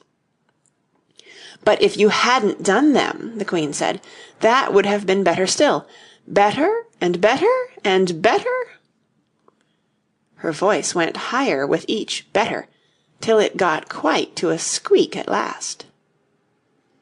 Alice was just beginning to say, "There's a mistake somewhere," when the Queen began screaming so loud that she had to leave the sentence unfinished. "Oh, oh, oh!" shouted the Queen, shaking her hand about as if she wanted to shake it off. "My finger's bleeding! Oh, oh, oh, oh!" Her screams were so exactly like the whistle of a steam engine that Alice had to hold both her hands over her ears. "What is the matter?" she said, as soon as there was a chance of making herself heard. "Have you pricked your finger?" "I haven't pricked it yet," the Queen said, "but I soon shall. Oh, oh, oh!" "When do you expect to do it?" Alice asked, feeling very much inclined to laugh. "When I fasten my shawl again," the poor Queen groaned out. "The brooch will come undone directly. Oh, oh!" As she said the words, the brooch flew open, and the Queen clutched wildly at it, and tried to clasp it again. "Take care!" cried Alice. "You're holding it all crooked." And she caught at the brooch, but it was too late. The pin had slipped, and the Queen had pricked her finger. "That accounts for the bleeding, you see," she said to Alice with a smile. "Now you understand the way things happen here." "But why don't you scream now?" Alice asked, holding her hands ready to put over her ears again. "Why, I've done all the screaming already," said the Queen. "What would be the good of having it all over again?" By this time it was getting light. "The crow must have flown away, I think," said Alice. "I'm so glad it's gone. I thought it was the night coming on." "I wish I could manage to be glad," the Queen said, "only I never can remember the rule. You must be very happy living in this wood, and being glad whenever you like." "Only it is so very lonely here," Alice said in a melancholy voice, and at the thought of her loneliness 2 large tears came rolling down her cheeks. "Oh, don't go on like that," cried the poor Queen, wringing her hands in despair. "Consider what a great girl you are. Consider what a long way you've come today. Consider what o'clock it is. Consider anything, only don't cry." Alice could not help laughing at this, even in the midst of her tears. "Can you keep from crying by considering things?" she asked. "That's the way it's done," the Queen said with great decision. "Nobody can do 2 things at once, you know. Let's consider your age to begin with. How old are you?" "I'm 7½ exactly." "You needn't say exactly," the Queen remarked. "I can believe it without that. Now, I'll give you something to believe. I'm just 101, 5 months, and a day." "I can't believe that," said Alice. "Can't you?" the Queen said in a pitying tone. "Try again. Draw a long breath and shut your eyes." Alice laughed. "There's no use trying," she said. "One can't believe impossible things." "I dare say you haven't had much practice," said the Queen. "When I was your age I always did it for half an hour a day. Why, sometimes I've believed as many as 6 impossible things before breakfast. There goes the shawl again." The brooch had come undone as she spoke, and a sudden gust of wind blew the Queen's shawl across a little brook. The Queen spread out her arms again and went flying after it, and this time she succeeded in catching it for herself. "I've got it!" she cried in a triumphant tone. "Now you shall see me pin it on again, all by myself." "Then I hope your finger is better now," Alice said very politely, as she crossed the little brook after the Queen. "Oh, much better!" cried the Queen, her voice rising to a squeak as she went on. "Much better, better, better, be—" The last word ended in a long bleat, so like a sheep that Alice quite started. She looked at the Queen, who seemed to have suddenly wrapped herself up in wool. Alice rubbed her eyes and looked again. She couldn't make out what had happened at all. Was she in a shop, and was it really a sheep that was sitting on the other side of the counter? Rub as she could make nothing more of it. She was in a little dark shop, leaning with her elbows on the counter, and opposite to her was an old sheep, sitting in an armchair, knitting, and every now and then leaving off to look at her through a great pair of spectacles. "What is it you want to buy?" the sheep said at last, looking up for a moment from her knitting. "I don't quite know yet," Alice said very gently. "I should like to look all round me first, if I might." "You may look in front of you and on both sides if you like," said the sheep, "but you can't look all round you, unless you've got eyes at the back of your head." But these, as it happened, Alice had not got, so she contented herself with turning round, looking at the shelves as she came to them. The shop seemed to be full of all manner of curious things, but the oddest part of it all was that whenever she looked hard at any shelf, to make out exactly what it had on it, that particular shelf was always quite empty, though the others round it were crowded as full as they could hold.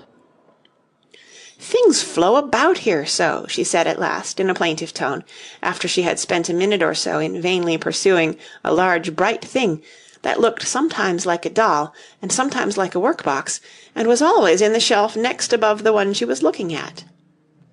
"And this one is the most provoking of all, but I'll tell you what," she added, as a sudden thought struck her.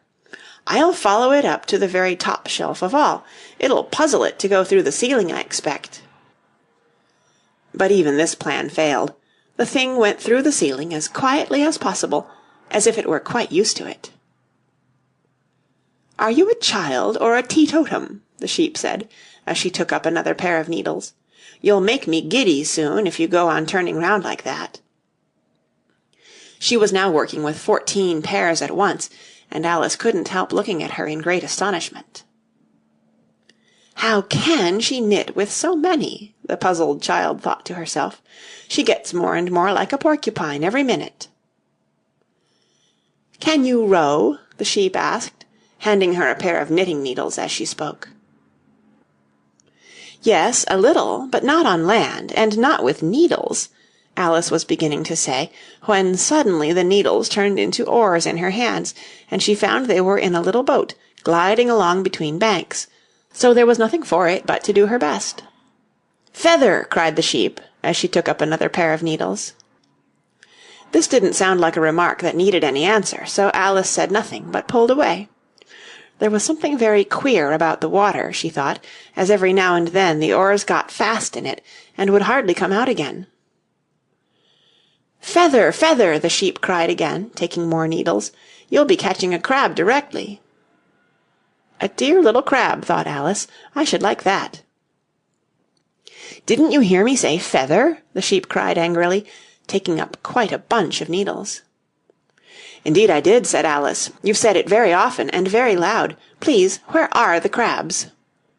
"In the water, of course," said the sheep, sticking some of the needles into her hair, as her hands were full. "Feather, I say." "Why do you say feather so often?" Alice asked at last, rather vexed. "I'm not a bird." "You are," said the sheep. "You're a little goose." This offended Alice a little, so there was no more conversation for a minute or two, while the boat glided gently on, sometimes among beds of weeds, which made the oars stick fast in the water worse than ever, and sometimes under trees, but always with the same tall river-banks frowning over their heads. "Oh, please, there are some scented rushes!" Alice cried in a sudden transport of delight. "There really are, and such beauties!" "You needn't say please to me about 'em," the sheep said, without looking up from her knitting. "I didn't put 'em there, and I'm not going to take 'em away." "No, but I meant, please, may we wait and pick some?" Alice pleaded, "if you don't mind stopping the boat for a minute." "How am I to stop it?" said the sheep. "If you leave off rowing, it'll stop of itself." So the boat was left to drift down the stream as it would, till it glided gently in among the waving rushes. And then the little sleeves were carefully rolled up, and the little arms were plunged in elbow-deep to get the rushes a good long way down before breaking them off, and for a while Alice forgot all about the sheep and the knitting as she bent over the side of the boat, with just the ends of her tangled hair dipping into the water, while with bright eager eyes she caught at one bunch after another of the darling scented rushes. "I only hope the boat won't tipple over," she said to herself. "Oh, what a lovely one! Only I couldn't quite reach it." And it certainly did seem a little provoking. Almost as if it happened on purpose, she thought, that, though she managed to pick plenty of beautiful rushes as the boat glided by, there was always a more lovely one that she couldn't reach.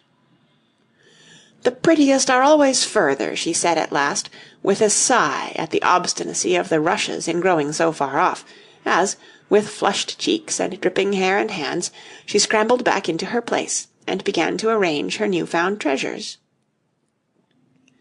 What mattered it to her just then that the rushes had begun to fade, and to lose all their scent and beauty, from the very moment that she picked them? Even real scented rushes, you know, last only a very little while, and these, being dream rushes, melted away almost like snow, as they lay in heaps at her feet, but Alice hardly noticed this. There were so many other curious things to think about. They hadn't gone much farther before the blade of one of the oars got fast in the water and wouldn't come out again. So Alice explained it afterwards, and the consequence was that the handle of it caught her under the chin, and in spite of a series of little shrieks of "Oh, oh, oh!" from poor Alice, it swept her straight off the seat, and down among the heap of rushes. However, she wasn't hurt, and was soon up again. The sheep went on with her knitting all the while, just as if nothing had happened. "That was a nice crab you caught," she remarked, as Alice got back into her place, very much relieved to find herself still in the boat.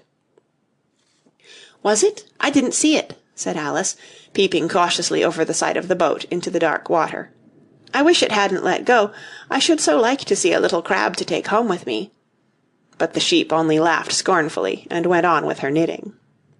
"Are there many crabs here?" said Alice. "Crabs and all sorts of things," said the sheep. "Plenty of choice, only make up your mind. Now, what do you want to buy?" "To buy?" Alice echoed in a tone that was half astonished and half frightened, for the oars and the boat and the river had all vanished in a moment, and she was back again in the little dark shop. "I should like to buy an egg, please," she said timidly. "How do you sell them?" "Fivepence farthing for one, twopence for two," the sheep replied. "Then two are cheaper than one?" Alice said in a surprised tone, taking out her purse. "Only you must eat them both if you buy two," said the sheep. "Then I'll have one, please," said Alice, as she put the money down on the counter, for she thought to herself, "They mightn't be at all nice, you know." The sheep took the money and put it away in a box. Then she said, "I never put things into people's hands. That would never do. You must get it for yourself." And so saying, she went off to the other end of the shop, and set the egg upright on a shelf. "I wonder why it wouldn't do," thought Alice, as she groped her way among the tables and chairs, for the shop was very dark towards the end. "The egg seems to get further away the more I walk towards it. Let me see, is this a chair? Why, it's got branches, I declare! How very odd to find trees growing here!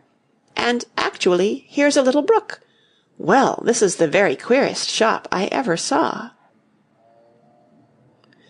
So she went on, wondering more and more at every step, as everything turned into a tree the moment she came up to it, and she quite expected the egg to do the same. End of chapter 5. Chapter 6. Humpty Dumpty. However, the egg only got larger and larger, and more human. When she had come within a few yards of it, she saw that it had eyes and a nose and mouth, and when she had come close to it, she saw clearly that it was Humpty Dumpty himself. "It can't be anybody else," she said to herself. "I'm as certain of it as if his name were written all over his face." It might have been written 100 times easily on that enormous face. Humpty Dumpty was sitting with his legs crossed, like a Turk, on the top of a high wall, such a narrow one that Alice quite wondered how he could keep his balance, and, as his eyes were steadily fixed in the opposite direction, and he didn't take the least notice of her, she thought he must be a stuffed figure after all. "And how exactly like an egg he is!" she said aloud, standing with her hands ready to catch him, for she was every moment expecting him to fall. "It's very provoking," Humpty Dumpty said, after a long silence, looking away from Alice as he spoke. "To be called an egg, very." "I said you looked like an egg, sir," Alice gently explained. "And some eggs are very pretty, you know," she added, hoping to turn her remark into a sort of a compliment. "Some people," said Humpty Dumpty, looking away from her as usual, "have no more sense than a baby." Alice didn't know what to say to this. It wasn't at all like conversation, she thought, as he never said anything to her. In fact, his last remark was evidently addressed to a tree, so she stood and softly repeated to herself, "Humpty Dumpty sat on a wall. Humpty Dumpty had a great fall. All the king's horses and all the king's men couldn't put Humpty Dumpty in his place again." "That last line is much too long for the poetry," she added, almost out loud, forgetting that Humpty Dumpty would hear her. "Don't stand there chattering to yourself like that," Humpty Dumpty said, looking at her for the first time. "But tell me your name and your business." "My name is Alice, but—" "It's a stupid enough name," Humpty Dumpty interrupted impatiently. "What does it mean?" "Must a name mean something?" Alice asked doubtfully.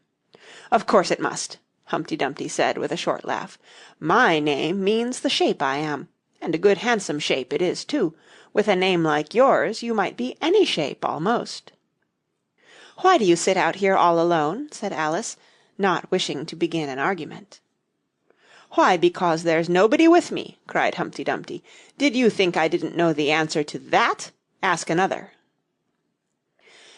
"Don't you think you'd be safer down on the ground?" Alice went on, not with any idea of making another riddle, but simply in her good-natured anxiety for the queer creature.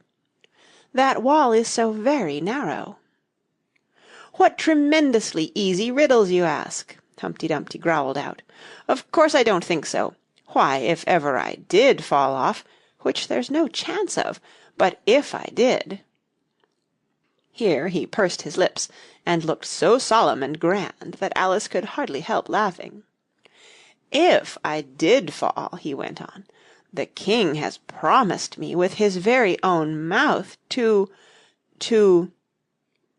send all his horses and all his men," Alice interrupted, rather unwisely.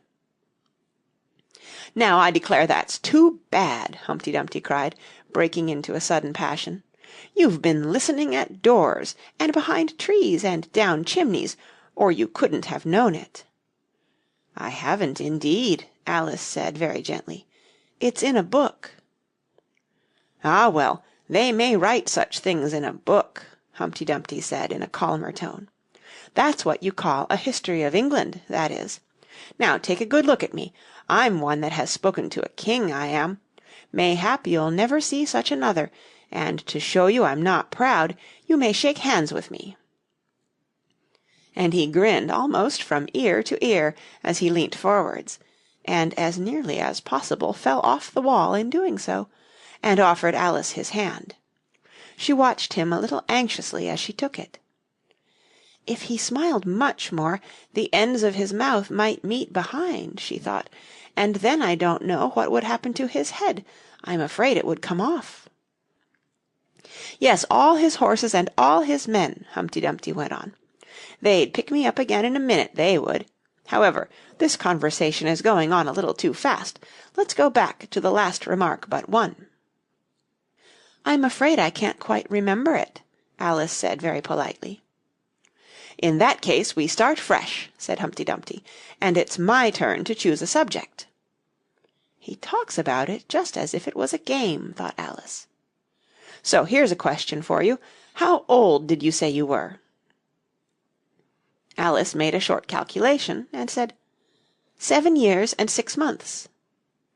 "Wrong!" Humpty Dumpty exclaimed triumphantly. "You never said a word like it." "I thought you meant how old are you?" Alice explained. "If I'd meant that, I'd have said it," said Humpty Dumpty.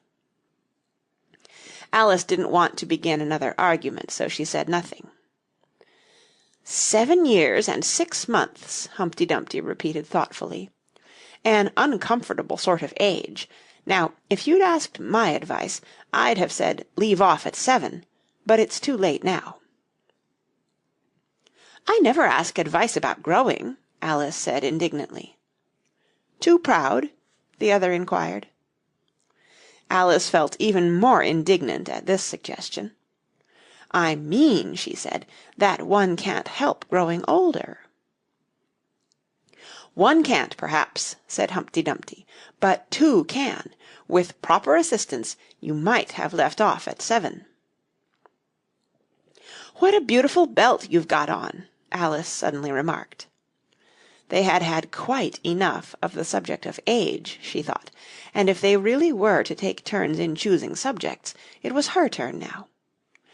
"At least," she corrected herself on second thoughts, "a beautiful cravat, I should have said. No, a belt, I mean. I beg your pardon," she added in dismay, for Humpty Dumpty looked thoroughly offended, and she began to wish she hadn't chosen that subject. "If I only knew," she thought to herself, "which was neck and which was waist." Evidently Humpty Dumpty was very angry, though he said nothing for a minute or two. When he did speak again it was in a deep growl. "It is a most provoking thing," he said at last, "when a person doesn't know a cravat from a belt." "I know it's very ignorant of me," Alice said, in so humble a tone that Humpty Dumpty relented. "It's a cravat, child, and a beautiful one, as you say. It's a present from the White King and Queen. There now." "Is it really?" said Alice, quite pleased to find that she had chosen a good subject after all. They gave it to me," Humpty Dumpty continued thoughtfully, as he crossed one knee over the other and clasped his hands round it. "They gave it me for an unbirthday present." "I beg your pardon?" Alice said with a puzzled air. "I'm not offended," said Humpty Dumpty. "I mean, what is an unbirthday present?" "A present given when it isn't your birthday, of course." Alice considered a little. "I like birthday presents best," she said at last. "You don't know what you're talking about," cried Humpty Dumpty. "How many days are there in a year?" 365, said Alice. "And how many birthdays have you?" 1. "And if you take 1 from 365, what remains?" 364, of course." Humpty Dumpty looked doubtful. "I'd rather see that done on paper," he said. Alice couldn't help smiling as she took out her memorandum book and worked the sum for him. 365 minus 1 equals 364. Humpty Dumpty took the book and looked at it carefully. "That seems to be done right," he began. "You're holding it upside down," Alice interrupted. "To be sure I was," Humpty Dumpty said gaily, as she turned it round for him. "I thought it looked a little queer. As I was saying, that seems to be done right, though I haven't time to look it over thoroughly just now, and that shows that there are 364 days when you might get unbirthday presents." "Certainly," said Alice. "And only 1 for birthday presents, you know. There's glory for you." "I don't know what you mean by glory," Alice said. Humpty Dumpty smiled contemptuously. "Of course you don't, till I tell you. I meant. There's a nice knock-down argument for you." "But glory doesn't mean a nice knock-down argument," Alice objected. "When I use a word," Humpty Dumpty said in rather a scornful tone, "it means just what I choose it to mean, neither more nor less." "The question is," said Alice, "whether you can make words mean so many different things." "The question is," said Humpty Dumpty, "which is to be master, that's all." Alice was too much puzzled to say anything, so after a minute Humpty Dumpty began again. "They've a temper, some of them, particularly verbs. They're the proudest. Adjectives you can do anything with, but not verbs. However, I can manage the whole lot of them. Impenetrability, that's what I say." "Would you tell me, please," said Alice, "what that means?" "Now you talk like a reasonable child," said Humpty Dumpty, looking very much pleased. "I meant by impenetrability that we've had enough of that subject, and it would be just as well if you'd mention what you mean to do next, as I suppose you don't mean to stop here all the rest of your life." "That's a great deal to make one word mean," Alice said in a thoughtful tone. "When I make a word do a lot of work like that," said Humpty Dumpty, "I always pay it extra." "Oh," said Alice. She was too much puzzled to make any other remark. "Ah, you should see 'em come round me of a Saturday night," Humpty Dumpty went on, wagging his head gravely from side to side. "For to get their wages, you know." Alice didn't venture to ask what he paid them with, and so you see I can't tell you. "You seem very clever at explaining words, sir," said Alice. "Would you kindly tell me the meaning of the poem called Jabberwocky?" "Let's hear it," said Humpty Dumpty. "I can explain all the poems that were ever invented, and a good many that haven't been invented just yet." This sounded very hopeful, so Alice repeated the first verse. "'Twas brillig, and the slithy toves Did gyre and gimble in the wabe. All mimsy were the borogoves, And the mome raths outgrabe." "That's enough to begin with," Humpty Dumpty interrupted. "There are plenty of hard words there. Brillig means 4 o'clock in the afternoon, the time when you begin broiling things for dinner." "That'll do very well," said Alice. "And slithy?" "Well, slithy means lithe and slimy. Lithe is the same as active. You see, it's like a portmanteau. There are two meanings packed up into one word." "I see it now," Alice remarked thoughtfully. "And what are toves?"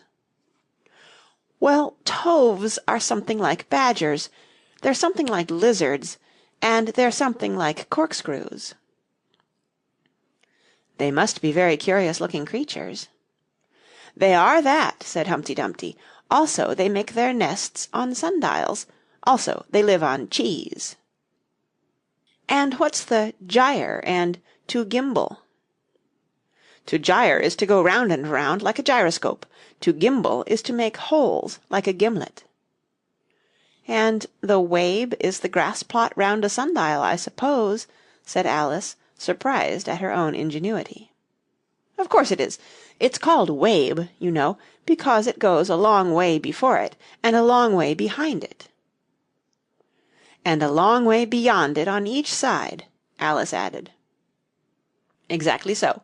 Well, then, mimsy is flimsy and miserable.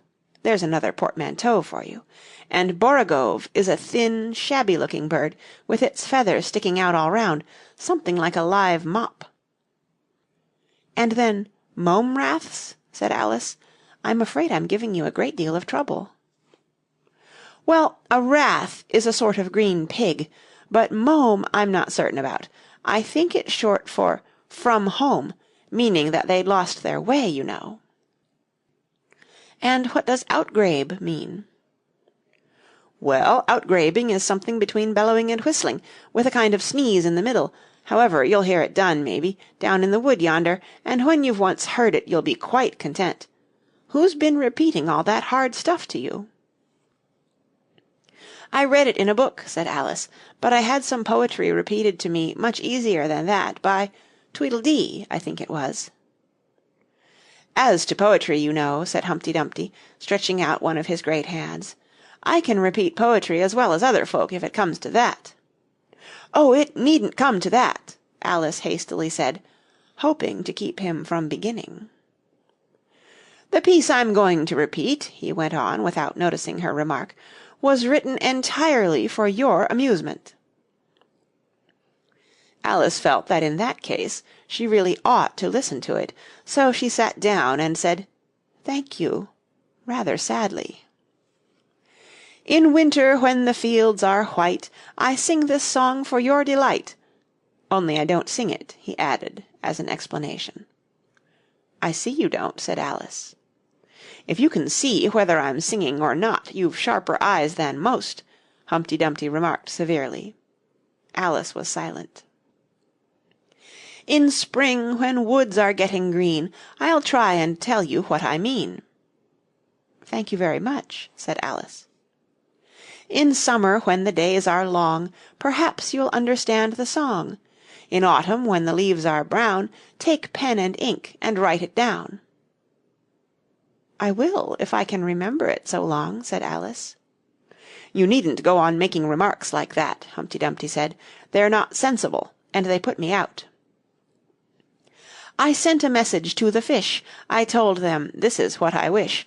The little fishes of the sea, they sent an answer back to me.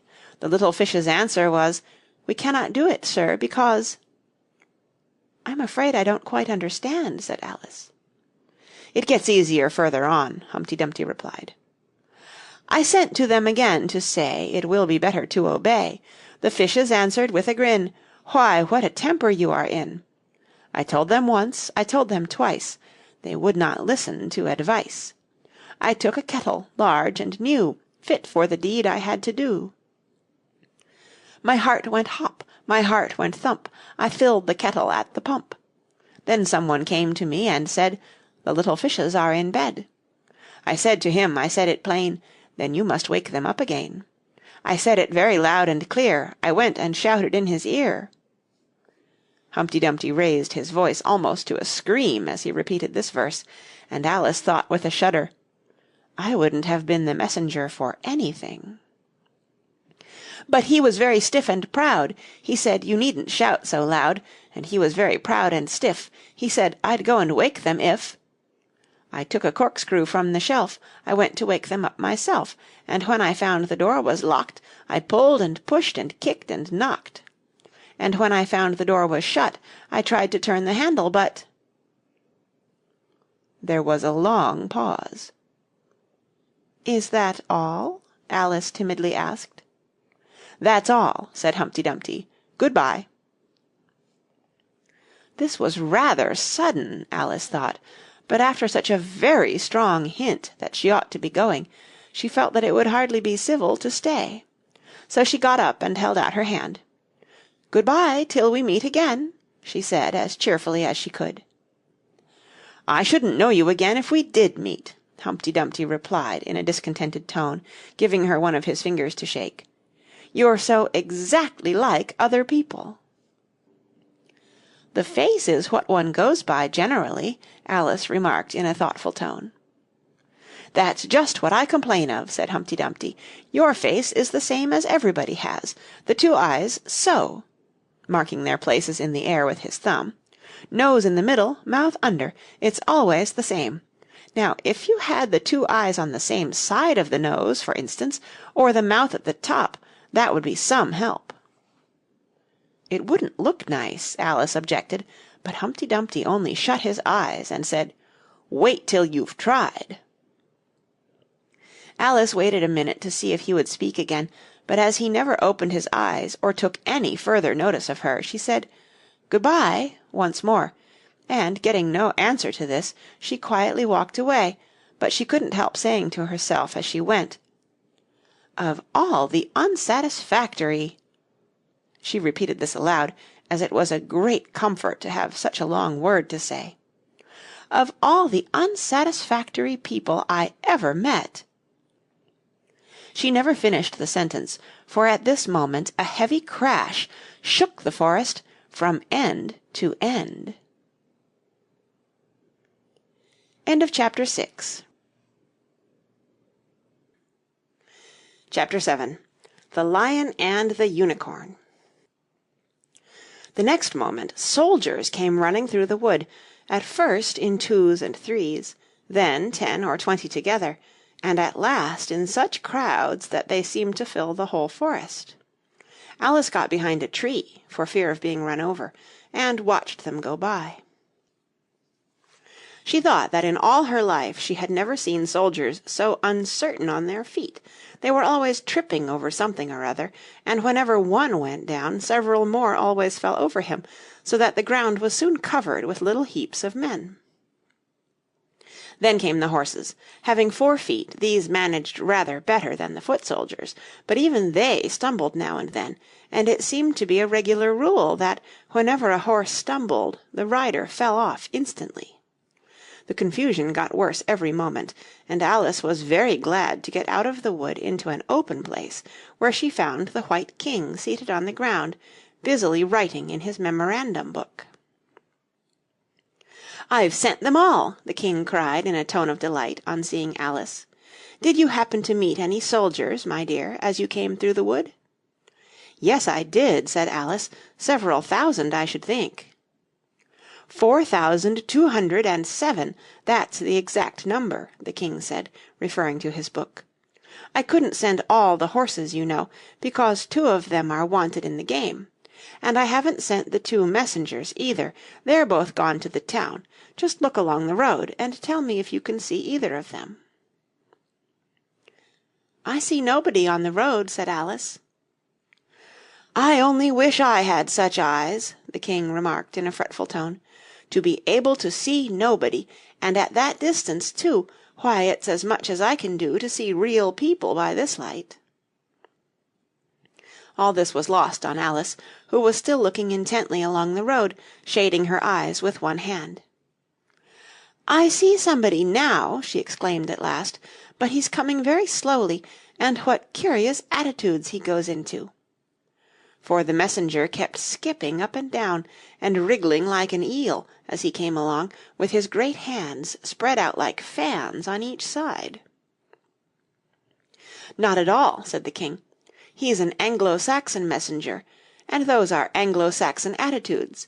He only does them when he's happy. His name is Heya."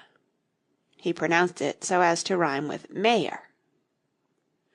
I love my love with an H, Alice couldn't help beginning, because he is happy. I hate him with an H, because he is hideous. I fed him with ham sandwiches and hay. His name is Heya, and he lives... He lives on the hill, the king remarked simply, without the least idea that he was joining in the game, while Alice was still hesitating for the name of a town beginning with H. The other messengers called Hatta. I must have two, you know, to come and go, one to come, and one to go. I beg your pardon, said Alice. It isn't respectable to beg, said the king. I only meant that I didn't understand, said Alice. Why one to come and one to go? Didn't I tell you, the king repeated impatiently, I must have two, to fetch and carry, one to fetch and one to carry. At this moment the messenger arrived. He was far too much out of breath to say a word, and could only wave his hands about and make the most fearful faces at the poor king. This young lady loves you with an H, the king said, introducing Alice in the hope of turning off the messenger's attention from himself. But it was no use. The Anglo-Saxon attitudes only got more extraordinary every moment, while the great eyes rolled wildly from side to side. You alarm me, said the king. I feel faint. Give me a ham sandwich. On which the messenger, to Alice's great amusement, opened a bag that hung round his neck and handed a sandwich to the king, who devoured it greedily. Another sandwich, said the king. There's nothing but hay left now, the messenger said, peeping into the bag. Hay, then, the king murmured in a faint whisper. Alice was glad to see that it revived him a good deal. There is nothing like eating hay when you're faint, he remarked to her, as he munched away. I should think throwing cold water over you would be better, Alice suggested, or some sal volatile. I didn't say there was nothing better, the king replied. I said there was nothing like it, which Alice did not venture to deny. Who did you pass on the road? The king went on, holding out his hand to the messenger for some more hay. Nobody, said the messenger. Quite right, said the king. This young lady saw him too, so of course nobody walks slower than you. I do my best, the messenger said in a sulky tone. I'm sure nobody walks much faster than I do. He can't do that, said the king, or else he'd have been here first. However, now you've got your breath, you may tell us what's happened in the town.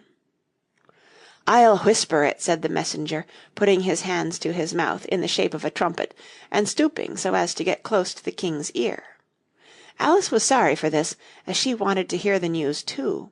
However, instead of whispering, he simply shouted at the top of his voice, "They're at it again!" "Do you call that a whisper?" cried the poor king, jumping up and shaking himself. "If you do such a thing again, I'll have you buttered. It went through and through my head like an earthquake." It would have to be a very tiny earthquake, thought Alice. "Who are at it again?" she ventured to ask. "Why, the lion and the unicorn, of course," said the king. "Fighting for the crown?" "Yes, to be sure," said the king, "and the best of the joke is that it's my crown all the while. Let's run and see them." And they trotted off, Alice repeating to herself as she ran the words of the old song. The lion and the unicorn were fighting for the crown. The lion beat the unicorn all round the town. Some gave them white bread, some gave them brown. Some gave them plum cake, and drummed them out of town. "Does the one that wins get the crown?" she asked, as well as she could, for the run was putting her quite out of breath. "Dear me, no," said the king. "What an idea!" "Would you be good enough," Alice panted out, after running a little further, "to stop a minute, just to get one's breath again?" "I'm good enough," the king said, "only I'm not strong enough. You see, a minute goes by so fearfully quick. You might as well try to stop a bandersnatch." Alice had no more breath for talking, so they trotted on in silence till they came in sight of a great crowd, in the middle of which the lion and unicorn were fighting. They were in such a cloud of dust that at first Alice could not make out which was which, but she soon managed to distinguish the unicorn by his horn. They placed themselves close to where Hatta, the other messenger, was standing watching the fight, with a cup of tea in one hand and a piece of bread and butter in the other. "He's only just out of prison, and he hadn't finished his tea when he was sent in," Heya whispered to Alice. "And they only give them oyster shells in there, so you see he's very hungry and thirsty. How are you, dear child?" he went on, putting his arm affectionately round Hatta's neck. Hatta looked round and nodded, and went on with his bread and butter. "Were you happy in prison, dear child?" said Heya. Hatta looked round once more, and this time a tear or two trickled down his cheek, but not a word would he say. "Speak, can't you?" Heya cried impatiently, but Hatta only munched away and drank some more tea. "Speak, won't you?" cried the king. "How are they getting on with the fight?" Hatta made a desperate effort, and swallowed a large piece of bread and butter. "They're getting on very well," he said in a choking voice. "Each of them has been down about 87 times." "Then I suppose they'll soon bring the white bread and the brown," Alice ventured to remark. "It's waiting for 'em now," said Hatta. "This is a bit of it as I'm eating." There was a pause in the fight just then, and the lion and the unicorn sat down panting, while the king called out, "10 minutes allowed for refreshments." Heya and Hatta set to work at once, carrying rough trays of white and brown bread. Alice took a piece to taste, but it was very dry. "I don't think they'll fight any more to-day," the king said to Hatta. "Go and order the drums to begin." And Hatta went bounding away like a grasshopper. For a minute or two Alice stood silent, watching him. Suddenly she brightened up. "Look, look!" she cried, pointing eagerly. "There's the White Queen running across the country. She came flying out of the wood over yonder. How fast those queens can run!" "There's some enemy after her, no doubt," the king said, without even looking round. "That wood's full of them." "But aren't you going to run and help her?" Alice asked, very much surprised at his taking it so quietly. "No use, no use," said the king. "She runs so fearfully quick. You might as well try to catch a bandersnatch. But I'll make a memorandum about her if you like. She's a dear good creature," he repeated softly to himself as he opened his memorandum book. "Do you spell creature with a double E?" At this moment the unicorn sauntered by them, with his hands in his pockets. "I had the best of it this time," he said to the king, just glancing at him as he passed. A little," the king replied rather nervously. "You shouldn't have run him through with your horn, you know." "It didn't hurt him," the unicorn said carelessly, and he was going on when his eye happened to fall upon Alice. He turned round rather instantly, and stood for some time looking at her with an air of the deepest disgust. "What is this?" he said at last.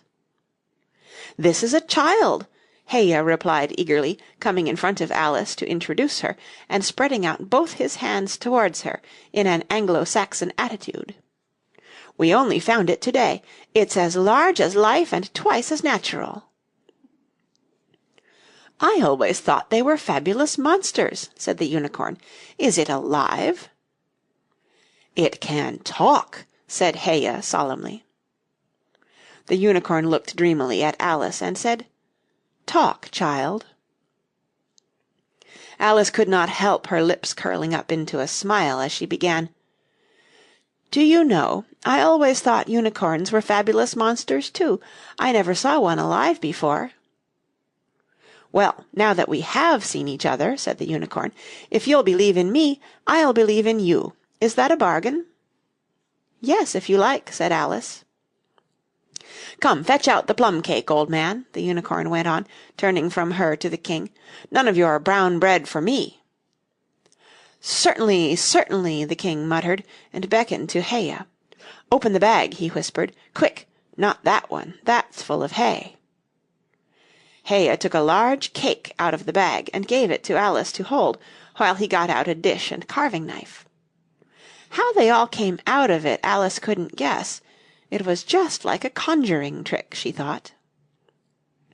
The lion had joined them while this was going on. He looked very tired and sleepy, and his eyes were half shut.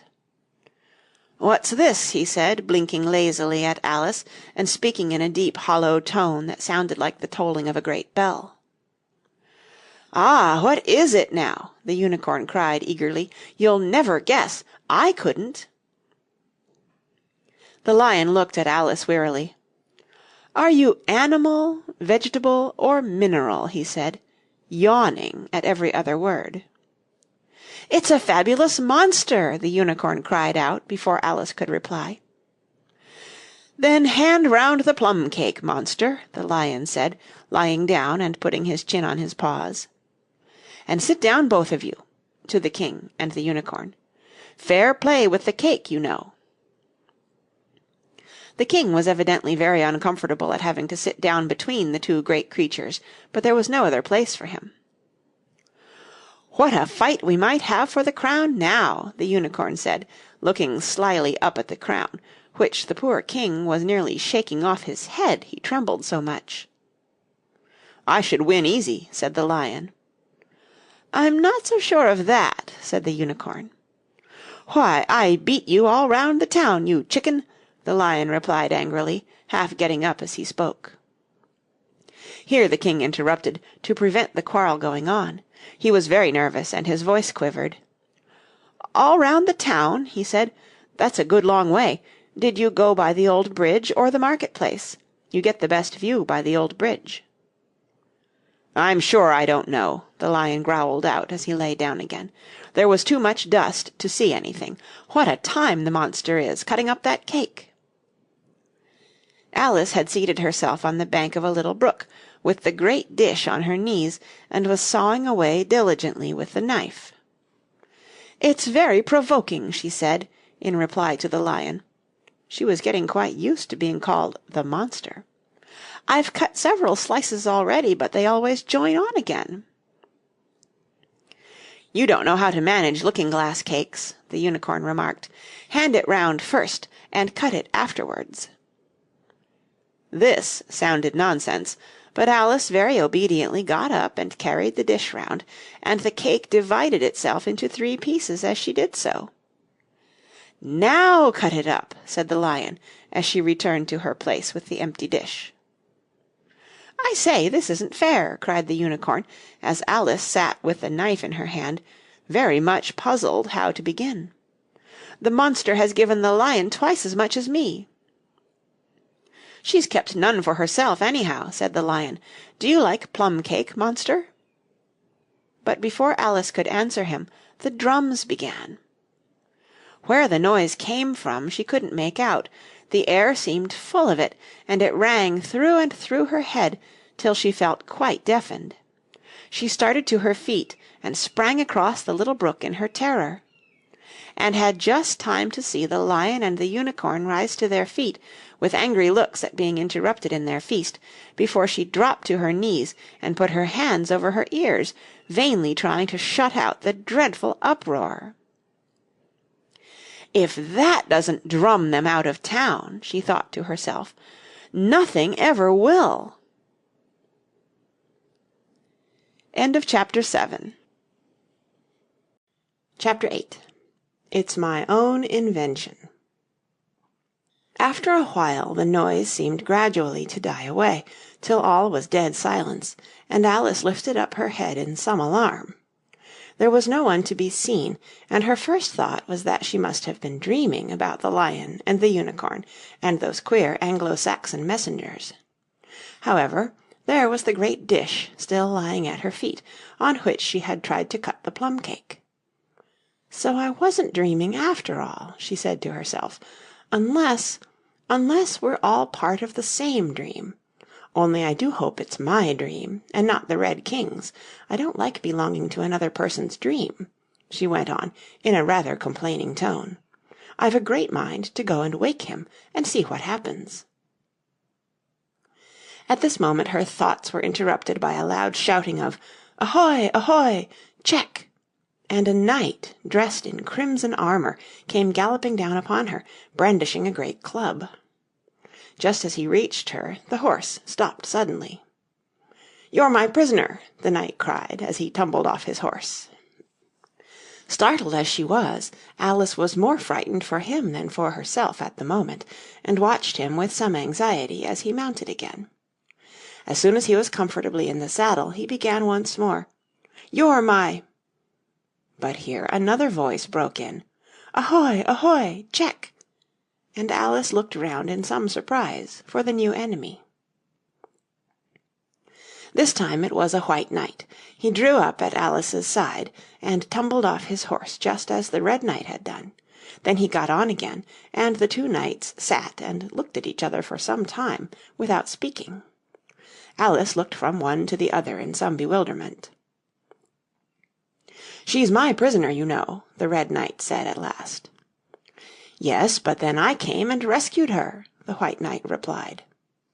"Well, we must fight for her, then," said the red knight, as he took up his helmet, which hung from the saddle, and was something the shape of a horse's head, and put it on. "You will observe the rules of battle, of course," the white knight remarked, putting on his helmet too. "I always do," said the red knight, and they began banging away at each other with such fury that Alice got behind a tree to be out of the way of the blows. "I wonder, now, what the rules of battle are," she said to herself, as she watched the fight, timidly peeping out from her hiding-place. "One rule seems to be that if one knight hits the other he knocks him off his horse, and if he misses he tumbles off himself, and another rule seems to be that they hold their clubs with their arms as if they were Punch and Judy. What a noise they make when they tumble, just like a whole set of fire-irons falling into the fender. And how quiet the horses are! They let them get on and off them just as if they were tables." Another rule of battle that Alice had not noticed seemed to be that they always fell on their heads, and the battle ended with their both falling off in this way, side by side.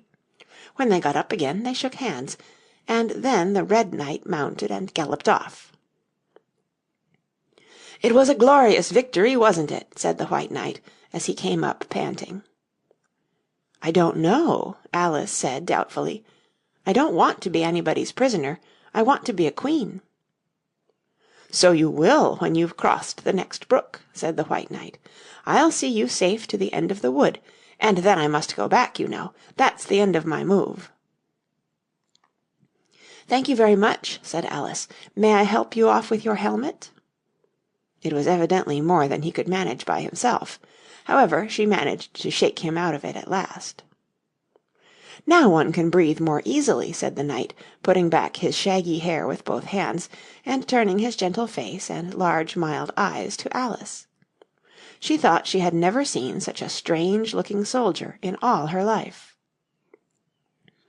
He was dressed in tin armour, which seemed to fit him very badly, and he had a queer-shaped little deal box fastened across his shoulder, upside down, with the lid hanging open.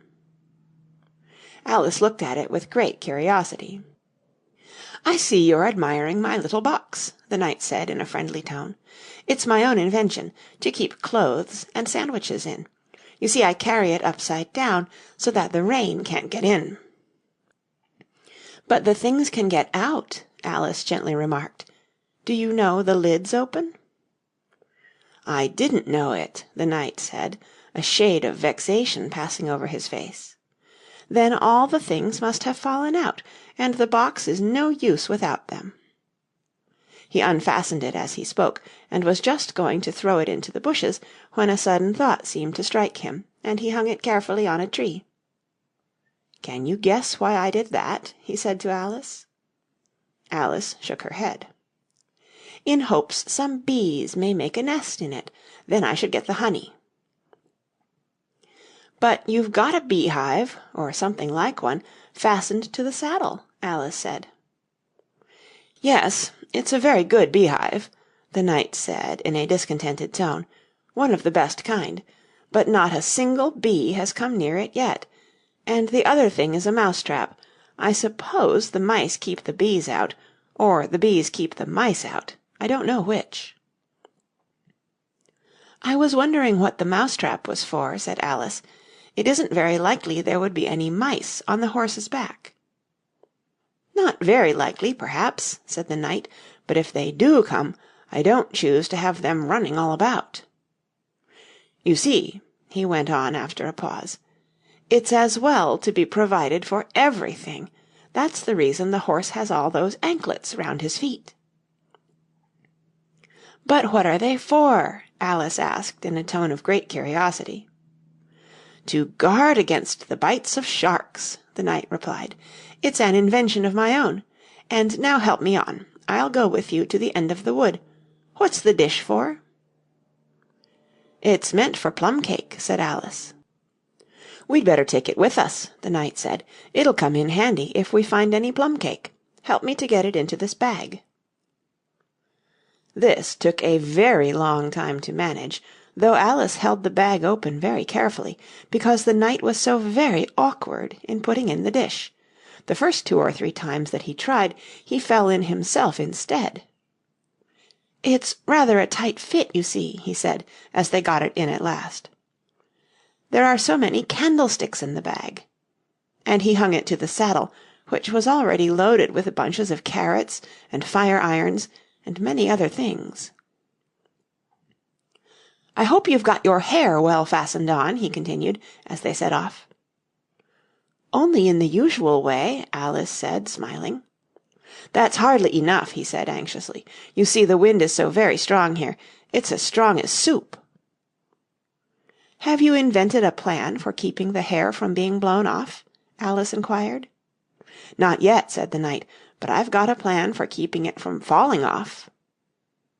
"I should like to hear it very much." "First you take an upright stick," said the knight. "Then you make your hair creep up it, like a fruit tree. Now, the reason hair falls off is because it hangs down. Things never fall upwards, you know. It's a plan of my own invention. You may try it if you like." It didn't sound a comfortable plan, Alice thought, and for a few minutes she walked on in silence, puzzling over the idea, and every now and then stopping to help the poor knight, who certainly was not a good rider. Whenever the horse stopped, which it did very often, he fell off in front, and whenever it went on again, which it generally did rather suddenly, he fell off behind. Otherwise he kept on pretty well, except that he had a habit of now and then falling off sideways, and as he generally did this on the side on which Alice was walking, she soon found that it was the best plan not to walk quite close to the horse. "I'm afraid you've not had much practice in riding," she ventured to say, as she was helping him up from his 5th tumble. The knight looked very much surprised, and a little offended at the remark. "What makes you say that?" he asked, as he scrambled back into the saddle, keeping hold of Alice's hair with one hand to save himself from falling over on the other side. "Because people don't fall off quite so often when they've had much practice." "I've had plenty of practice," the knight said very gravely. "Plenty of practice." Alice could think of nothing better to say than, "Indeed?" but she said it as heartily as she could. They went on a little way in silence after this, the knight with his eyes shut, muttering to himself, and Alice watching anxiously for the next tumble. "The great art of riding," the knight suddenly began in a loud voice, waving his right arm as he spoke, "is to keep—" Here the sentence ended as suddenly as it had begun, as the knight fell heavily on the top of his head, exactly in the path where Alice was walking. She was quite frightened this time, and said in an anxious tone as she picked him up, "I hope no bones are broken." "None to speak of," the knight said, as if he didn't mind breaking 2 or 3 of them.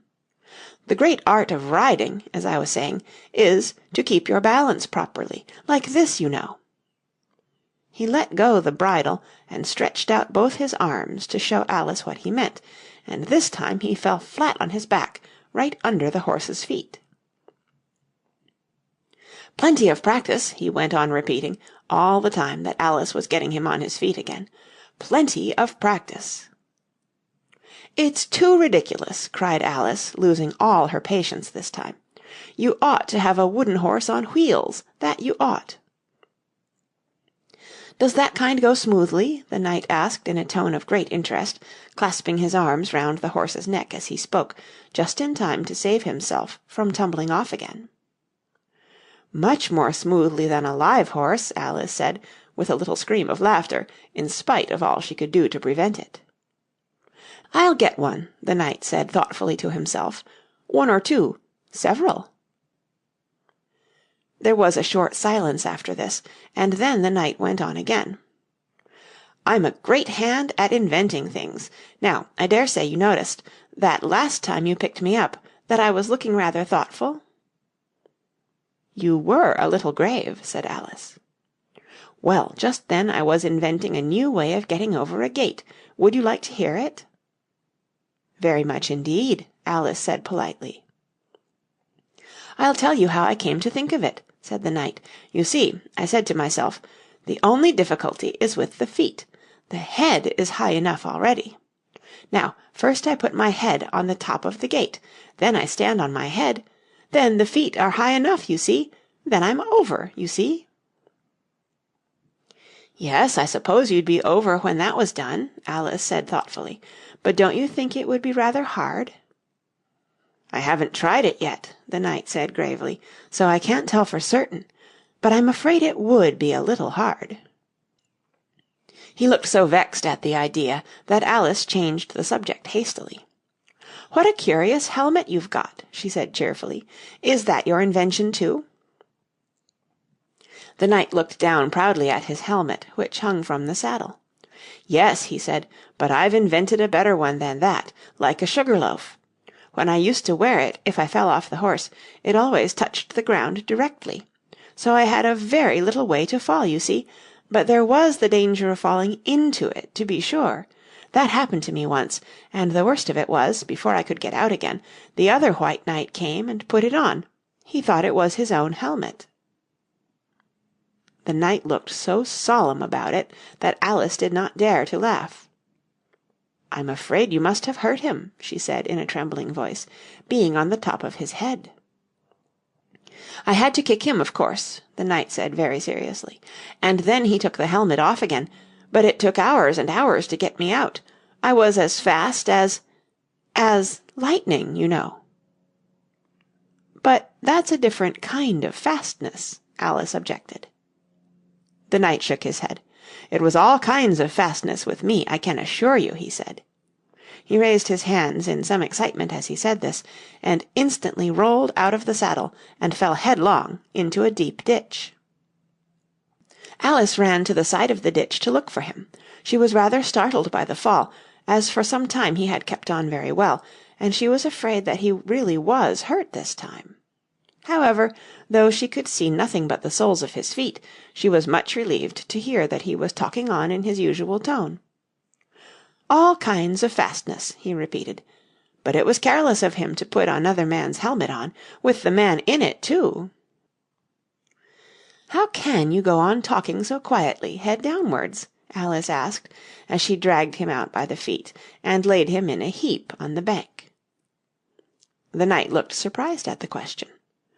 "What does it matter where my body happens to be?" he said. "My mind goes on working all the same. In fact, the more head downwards I am, the more I keep inventing new things."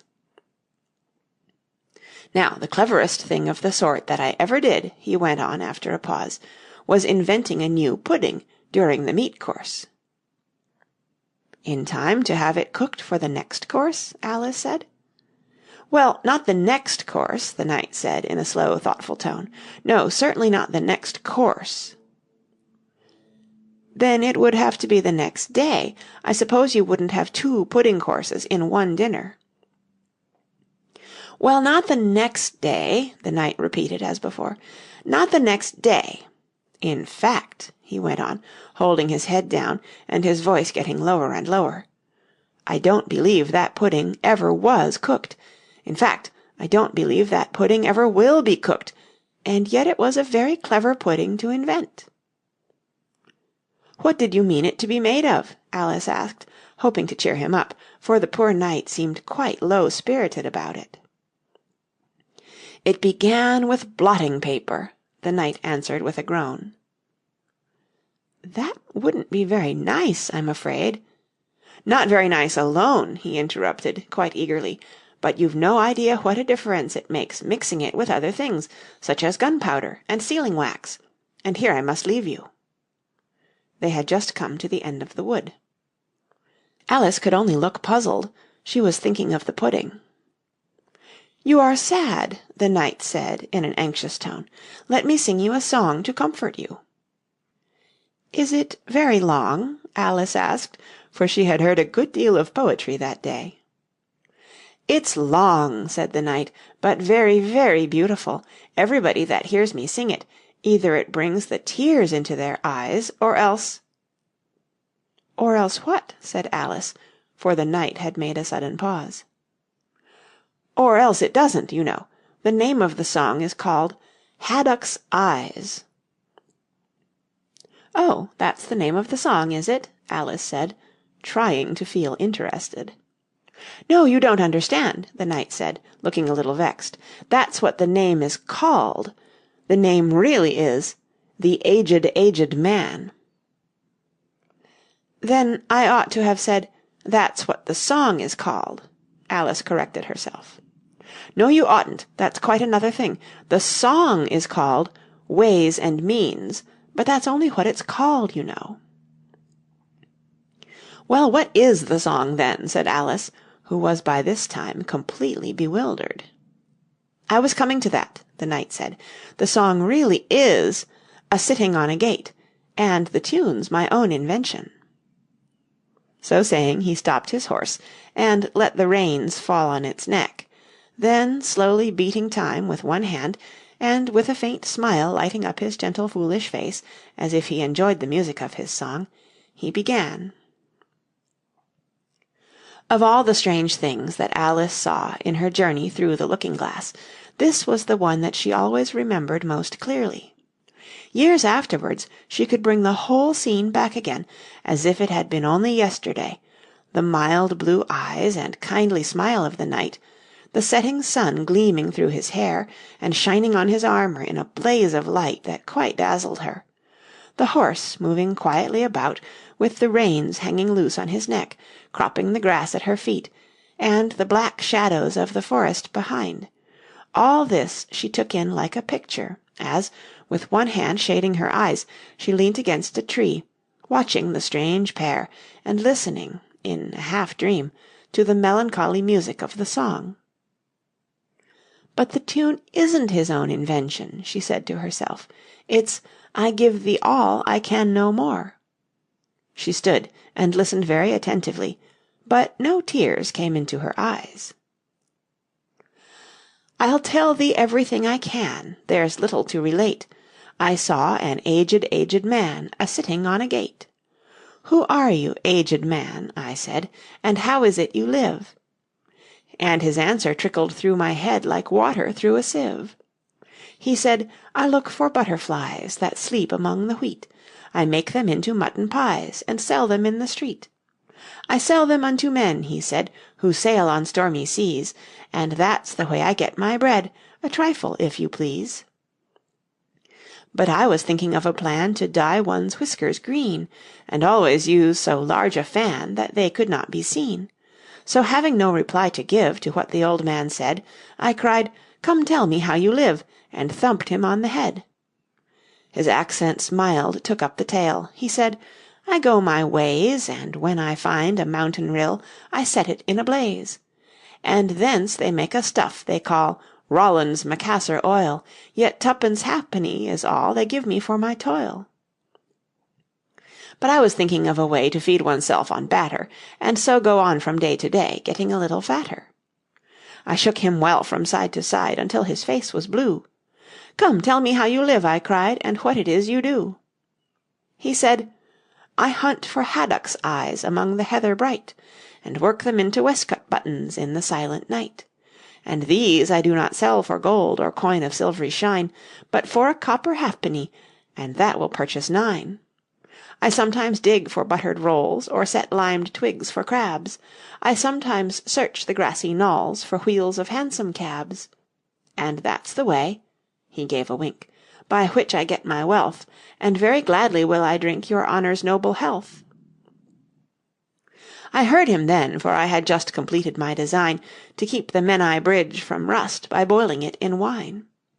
I thanked him much for telling me the way he got his wealth, but chiefly for his wish that he might drink my noble health. And now, if e'er by chance I put my fingers into glue, or madly squeeze a right-hand foot into a left-hand shoe, or if I drop upon my toe a very heavy weight, I weep, for it reminds me so of that old man I used to know, whose look was mild, whose speech was slow, whose hair was whiter than the snow, whose face was very like a crow, with eyes like cinders all aglow, who seemed distracted with his woe, who rocked his body to and fro, and muttered mumblingly and low, as if his mouth were full of dough, who snorted like a buffalo that summer evening, long ago, a-sitting on a gate. As the knight sang the last words of the ballad, he gathered up the reins, and turned his horse's head along the road by which they had come. "You've only a few yards to go," he said, "down the hill and over that little brook, and then you'll be a queen. But you'll stay and see me off first," he added, as Alice turned with an eager look in the direction to which he pointed. "I shan't be long. You'll wait and wave your handkerchief when I get to that turn in the road. I think it'll encourage me, you see." "Of course I'll wait," said Alice, "and thank you very much for coming so far. And for the song, I liked it very much." "I hope so," the knight said doubtfully, "but you didn't cry so much as I thought you would." So they shook hands, and then the knight rode slowly away into the forest. "It won't take long to see him off, I expect," Alice said to herself as she stood watching him. "There he goes, right on his head as usual. However, he gets on again pretty easily. That comes of having so many things hung round the horse." So she went on talking to herself as she watched the horse walking leisurely along the road, and the knight tumbling off, first on one side and then on the other. After the fourth or fifth tumble he reached the turn, and then she waved her handkerchief to him, and waited till he was out of sight. "I hope it encouraged him," she said, as she turned to run down the hill. "And now for the last brook, and to be a queen. How grand it sounds!" A very few steps brought her to the edge of the brook. "The 8th square at last!" she cried as she bounded across, and threw herself down to rest on a lawn as soft as moss, with little flower beds dotted about it here and there. "Oh, how glad I am to get here! And what is this on my head?" she exclaimed in a tone of dismay, as she put her hands up to something very heavy and fitted tight all round her head.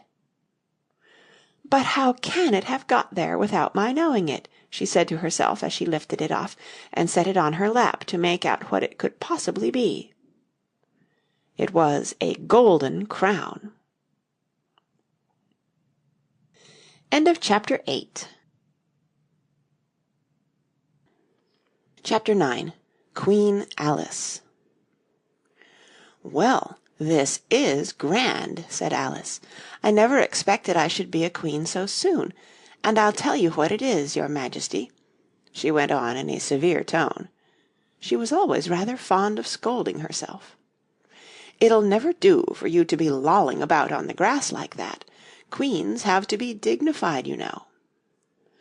So she got up and walked about, rather stiffly just at first, as she was afraid that the crown might come off, but she comforted herself with the thought that there was nobody to see her. "And if I really am a queen," she said as she sat down again, "I shall be able to manage it quite well in time." Everything was happening so oddly that she didn't feel a bit surprised at finding the Red Queen and the White Queen sitting close to her, one on each side. She would have liked very much to ask them how they came there, but she feared it would not be quite civil. However, there would be no harm, she thought, in asking if the game was over. "Please, would you tell me," she began, looking timidly at the Red Queen. "Speak when you're spoken to," the Queen sharply interrupted her. "But if everybody obeyed that rule," said Alice, who was always ready for a little argument, And if you only spoke when you were spoken to, and the other person always waited for you to begin, you see nobody would ever say anything, so that—" "Ridiculous!" cried the Queen. "Why, don't you see, child—" Here she broke off with a frown, and, after thinking for a minute, suddenly changed the subject of the conversation. "What do you mean by 'if you really are a queen'? What right have you to call yourself so? You can't be a queen, you know, till you've passed the proper examination, and the sooner we begin it, the better."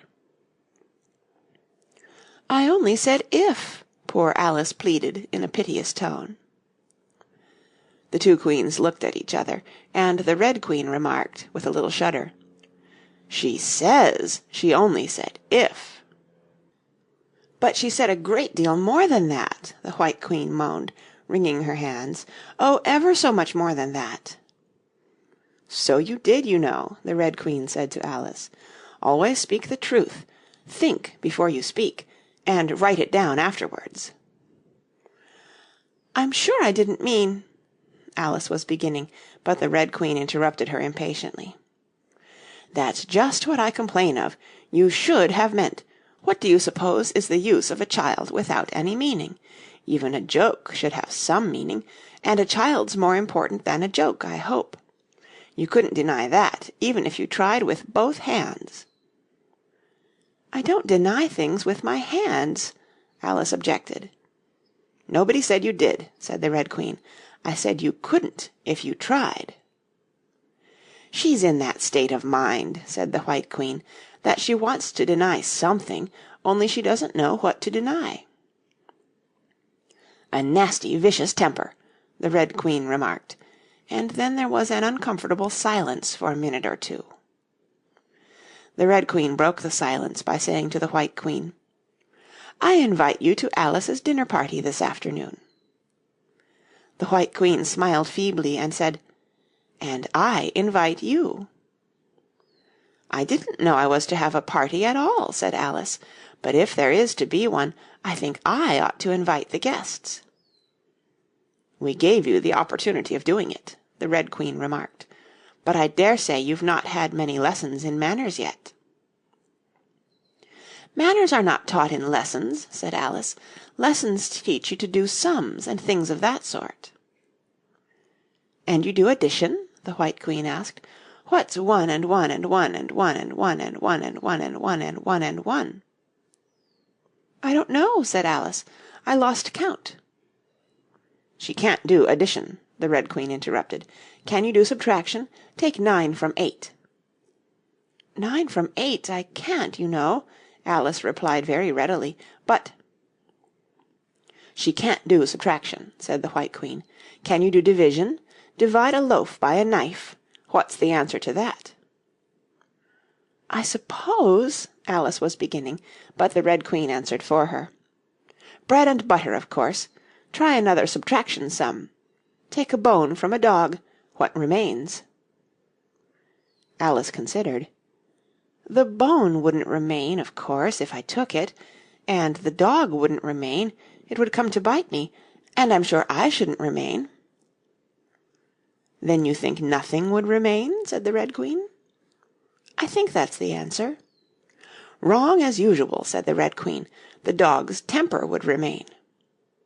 "But I don't see how—" "Why, look here," the Red Queen cried. "The dog would lose its temper, wouldn't it?" "Perhaps it would," Alice replied cautiously. "Then if the dog went away, its temper would remain," the Queen exclaimed triumphantly. Alice said, as gravely as she could, "They might go different ways." But she couldn't help thinking to herself, "What dreadful nonsense we are talking." "She can't do sums a bit," the Queens said together with great emphasis. "Can you do sums?" Alice said, turning suddenly on the White Queen, for she didn't like being found fault with so much. The Queen gasped and shut her eyes. "I can do addition if you give me time, but I can do subtraction under any circumstances." "Of course you know your ABC," said the Red Queen. "To be sure I do," said Alice. "So do I," the White Queen whispered. "We'll often say it over together, dear, and I'll tell you a secret. I can read words of one letter. Isn't that grand? However, don't be discouraged. You'll come to it in time." Here the Red Queen began again. "Can you answer useful questions?" she said. "How is bread made?" "I know that," Alice cried eagerly. "You take some flour—" "Where do you pick the flour?" the White Queen asked. "In a garden or in the hedges?" "Well, it isn't picked at all," Alice explained. "It's ground." "How many acres of ground?" said the White Queen. "You mustn't leave out so many things." "Fan her head," the Red Queen anxiously interrupted. "She'll be feverish after so much thinking."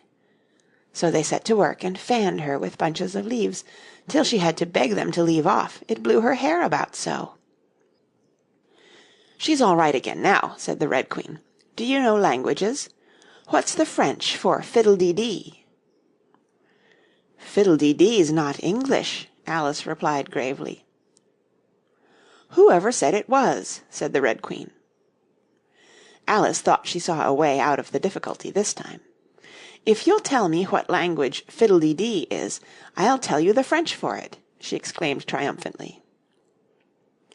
But the Red Queen drew herself up rather stiffly and said, "Queens never make bargains." "I wish queens never asked questions," Alice thought to herself. "Don't let us quarrel," the White Queen said in an anxious tone. "What is the cause of lightning?" "The cause of lightning," Alice said very decidedly, for she felt quite certain about this, "is the thunder. No, no," she hastily corrected herself. "I meant the other way." "It's too late to correct it," said the Red Queen. "When once you've said a thing, that fixes it, and you must take the consequences." "Which reminds me," the White Queen said, looking down and nervously clasping and unclasping her hands, "we had such a thunderstorm last Tuesday. I mean one of the last set of Tuesdays, you know." Alice was puzzled. "In our country," she remarked, "there's only one day at a time." The Red Queen said, "That's a poor thin way of doing things. Now here we mostly have days and nights, 2 or 3 at a time, and sometimes in the winter we take as many as 5 nights together, for warmth, you know." "Are 5 nights warmer than 1 night, then?" Alice ventured to ask. "5 times as warm, of course." "But they should be 5 times as cold by the same rule." "Just so," cried the Red Queen. "5 times as warm and 5 times as cold. Just as I'm 5 times as rich as you are, and 5 times as clever." Alice sighed and gave it up. "It's exactly like a riddle with no answer," she thought. "Humpty Dumpty saw it too," the White Queen went on in a low voice, more as if she were talking to herself. "He came to the door with a corkscrew in his hand." "What did he want?" said the Red Queen. "He said he would come in," the White Queen went on, "because he was looking for a hippopotamus. Now, as it happened, there wasn't such a thing in the house that morning." "Is there generally?" Alice asked in an astonished tone. "Well, only on Thursdays," said the Queen. "I know what he came for," said Alice. "He wanted to punish the fish because—" Here the White Queen began again. "It was such a thunderstorm, you can't think—" "She never could, you know," said the Red Queen. "And part of the roof came off, and ever so much thunder got in, and it went rolling round the room in great lumps, and knocking over the tables and things, till I was so frightened I couldn't remember my own name." Alice thought to herself, "I never should try to remember my name in the middle of an accident. Where would be the use of it?" But she did not say this aloud, for fear of hurting the poor Queen's feeling.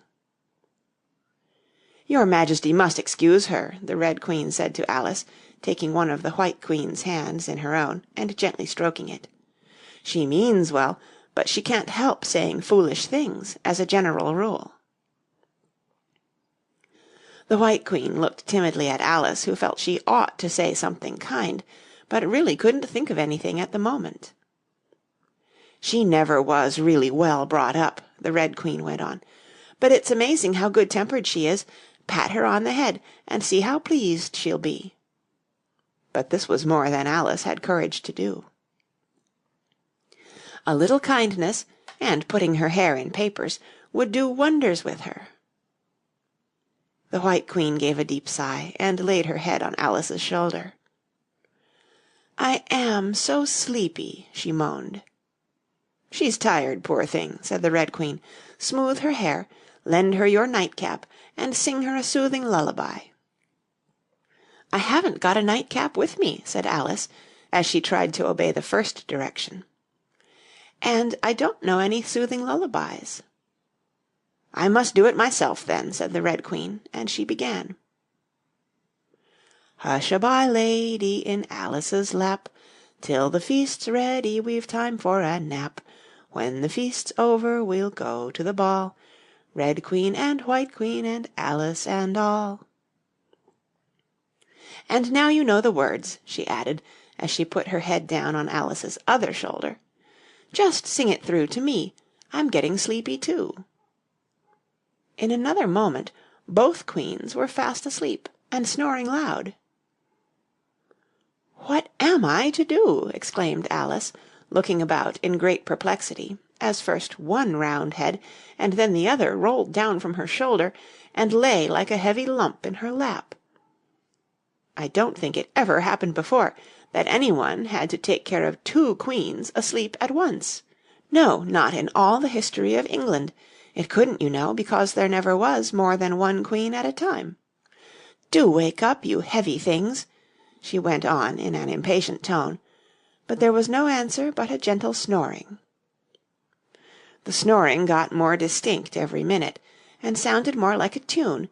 At last she could even make out the words, and she listened so eagerly that, when the two great heads vanished from her lap, she hardly missed them.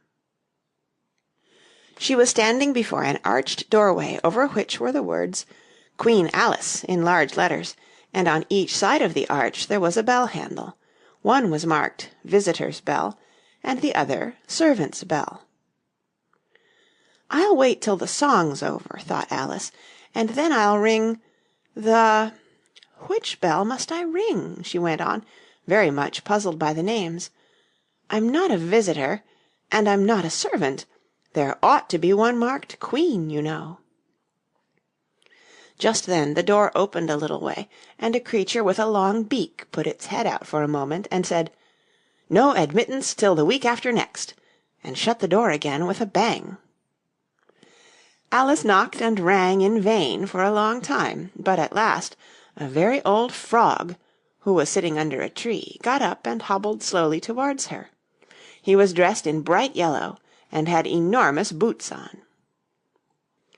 "What is it now?" the frog said in a deep, hoarse whisper. Alice turned round, ready to find fault with anybody. "Where's the servant whose business it is to answer the door?" she began angrily.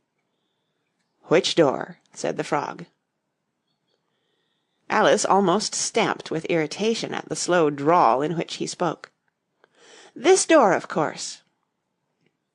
The frog looked at the door with his large dull eyes for a minute. Then he went nearer and rubbed it with his thumb, as if he were trying whether the paint would come off. Then he looked at Alice. "To answer the door?" he said. "What's it been asking of?" He was so hoarse that Alice could scarcely hear him. "I don't know what you mean," she said. "I talks English, doesn't I?" the frog went on. "Or are you deaf? What did it ask you?" "Nothing," Alice said impatiently. "I've been knocking at it." "Shouldn't do that, the frog muttered. "Vexes it, you know." Then he went up and gave the door a kick with one of his great feet. "You let it alone," he panted out, as he hobbled back to his tree, "and it'll let you alone, you know." At this moment the door was flung open, and a shrill voice was heard singing.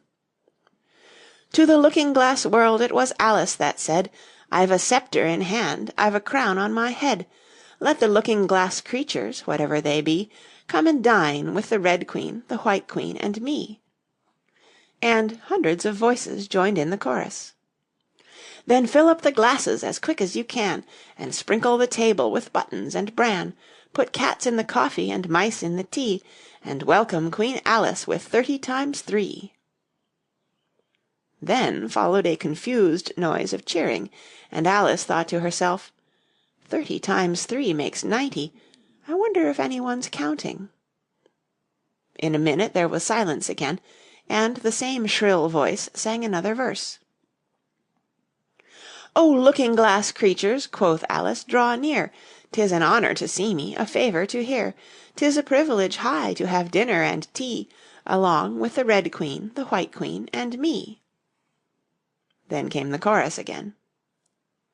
"Then fill up the glasses with treacle and ink, or anything else that is pleasant to drink. Mix sand with the cider and wool with the wine, and welcome Queen Alice with 90 times 9. 90 times 9, Alice repeated in despair. "Oh, that'll never be done. I'd better go in at once." And there was a dead silence the moment she appeared. Alice glanced nervously along the table as she walked up the large hall, and noticed that there were about 50 guests, of all kinds. Some were animals, some birds, and there were even a few flowers among them. "I'm glad they've come without waiting to be asked," she thought. "I should never have known who were the right people to invite." There were 3 chairs at the head of the table. The Red and White Queens had already taken 2 of them, but the middle one was empty.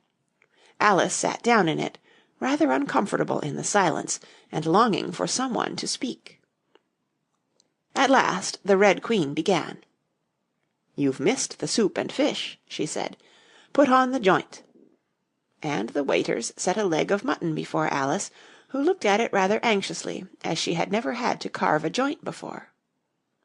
"You look a little shy. Let me introduce you to that leg of mutton," said the Red Queen. "Alice, mutton. Mutton, Alice." The leg of mutton got up in the dish and made a little bow to Alice, and Alice returned the bow, not knowing whether to be frightened or amused. "May I give you a slice?" she said, taking up the knife and fork and looking from one queen to the other. "Certainly not," the Red Queen said, very decidedly. "It isn't etiquette to cut any one you've been introduced to. Remove the joint." And the waiters carried it off, and brought a large plum pudding in its place. "I won't be introduced to the pudding, please," Alice said rather hastily, "or we shall get no dinner at all. May I give you some?" But the Red Queen looked sulky and growled, "Pudding, Alice. Alice, pudding. Remove the pudding." And the waiters took it away so quickly that Alice couldn't return its bow. However, she didn't see why the Red Queen should be the only one to give orders, so as an experiment she called out, "Waiter, bring back the pudding." And there it was again in a moment, like a conjuring trick. It was so large that she couldn't help feeling a little shy with it, as she had been with the mutton. However, she conquered her shyness by a great effort, and cut a slice, and handed it to the Red Queen. "What impertinence!" said the pudding. "I wonder how you'd like it if I were to cut a slice out of you, you creature." It spoke in a thick, suety sort of voice, and Alice hadn't a word to say in reply. She could only sit and look at it and gasp. "Make a remark," said the Red Queen. "It's ridiculous to leave all the conversation to the pudding." "Do you know, I've had such a quantity of poetry repeated to me to-day," Alice began, a little frightened at finding that, the moment she opened her lips, there was dead silence, and all eyes were fixed upon her. "And it's a very curious thing, I think. Every poem was about fishes in some way. Do you know why they're so fond of fishes all about here?" She spoke to the Red Queen, whose answer was a little wide of the mark. "As to fishes," she said, very slowly and solemnly, putting her mouth close to Alice's ear, "Her White Majesty knows a lovely riddle, all in poetry, all about fishes. Shall she repeat it?" "Her Red Majesty's very kind to mention it," the White Queen murmured into Alice's other ear, in a voice like the cooing of a pigeon. "It would be such a treat. May I?" "Please do," Alice said very politely. The White Queen laughed with delight and stroked Alice's cheek. Then she began. "First the fish must be caught. That is easy. A baby, I think, could have caught it. Next the fish must be bought. That is easy. A penny, I think, would have bought it. Now cook me the fish. That is easy, and will not take more than a minute. Let it lie in a dish. That is easy, because it already is in it. Bring it here, let me sup. It is easy to set such a dish on the table. Take the dish cover up. Ah, that is so hard that I fear I'm unable, for it holds it like glue, holds the lid to the dish while it lies in the middle. Which is easiest to do? Undish cover the fish, or discover the riddle?" "Take a minute to think about it, and then guess," said the Red Queen. "Meanwhile we'll drink your health. Queen Alice's health!" she screamed at the top of her voice, and all the guests began drinking it directly, and very queerly they managed it. Some of them put their glasses upon their heads like extinguishers, and drank all that trickled down their faces. Others upset the decanters, and drank the wine as it ran off the edges of the table, and 3 of them, who looked like kangaroos, scrambled into the dish of roast mutton, and began eagerly lapping up the gravy. "Just like pigs in a trough," thought Alice. "You ought to return thanks in a neat speech," the Red Queen said, frowning at Alice as she spoke. "We must support you, you know," the White Queen whispered, as Alice got up to do it, very obediently, but a little frightened. "Thank you very much," she whispered in reply, "but I can do quite well without." "That wouldn't be at all the thing," the Red Queen said very decidedly, so Alice tried to submit to it with a good grace. "And they did push so," she said afterwards, when she was telling her sister the history of the feast. "You would have thought they wanted to squeeze me flat." In fact, it was rather difficult for her to keep in her place while she made her speech. The 2 queens pushed her so, one on each side, that they nearly lifted her up into the air. "I rise to return thanks," Alice began, and she really did rise as she spoke, several inches, but she got hold of the edge of the table and managed to pull herself down again. "Take care of yourself," screamed the White Queen, seizing Alice's hair with both her hands. "Something's going to happen." And then, as Alice afterwards described it, all sorts of things happened in a moment. The candles all grew up to the ceiling, looking something like a bed of rushes with fireworks at the top. As to the bottles, they each took a pair of plates, which they hastily fitted on as wings, and so, with forks for legs, went fluttering about in all directions. And very like birds they look, Alice thought to herself, as well as she could in the dreadful confusion that was beginning. At this moment she heard a hoarse laugh at her side, and turned to see what was the matter with the White Queen. But instead of the Queen, there was the leg of mutton sitting in the chair. "Here I am!" cried a voice from the soup tureen, and Alice turned again, just in time to see the Queen's broad, good-natured face grinning at her for a moment over the edge of the tureen, before she disappeared into the soup. There was not a moment to be lost. Already several of the guests were lying down in the dishes, and the soup ladle was walking up the table towards Alice's chair, and beckoning to her impatiently to get out of its way. "I can't stand this any longer," she cried, as she jumped up and seized the tablecloth with both hands. One good pull, and plates, dishes, guests, and candles came crashing down together in a heap on the floor. "And as for you," she went on, turning fiercely upon the Red Queen, whom she considered as the cause of all the mischief. But the Queen was no longer at her side. She had suddenly dwindled down to the size of a little doll, and was now on the table, merrily running round and round after her own shawl, which was trailing behind her.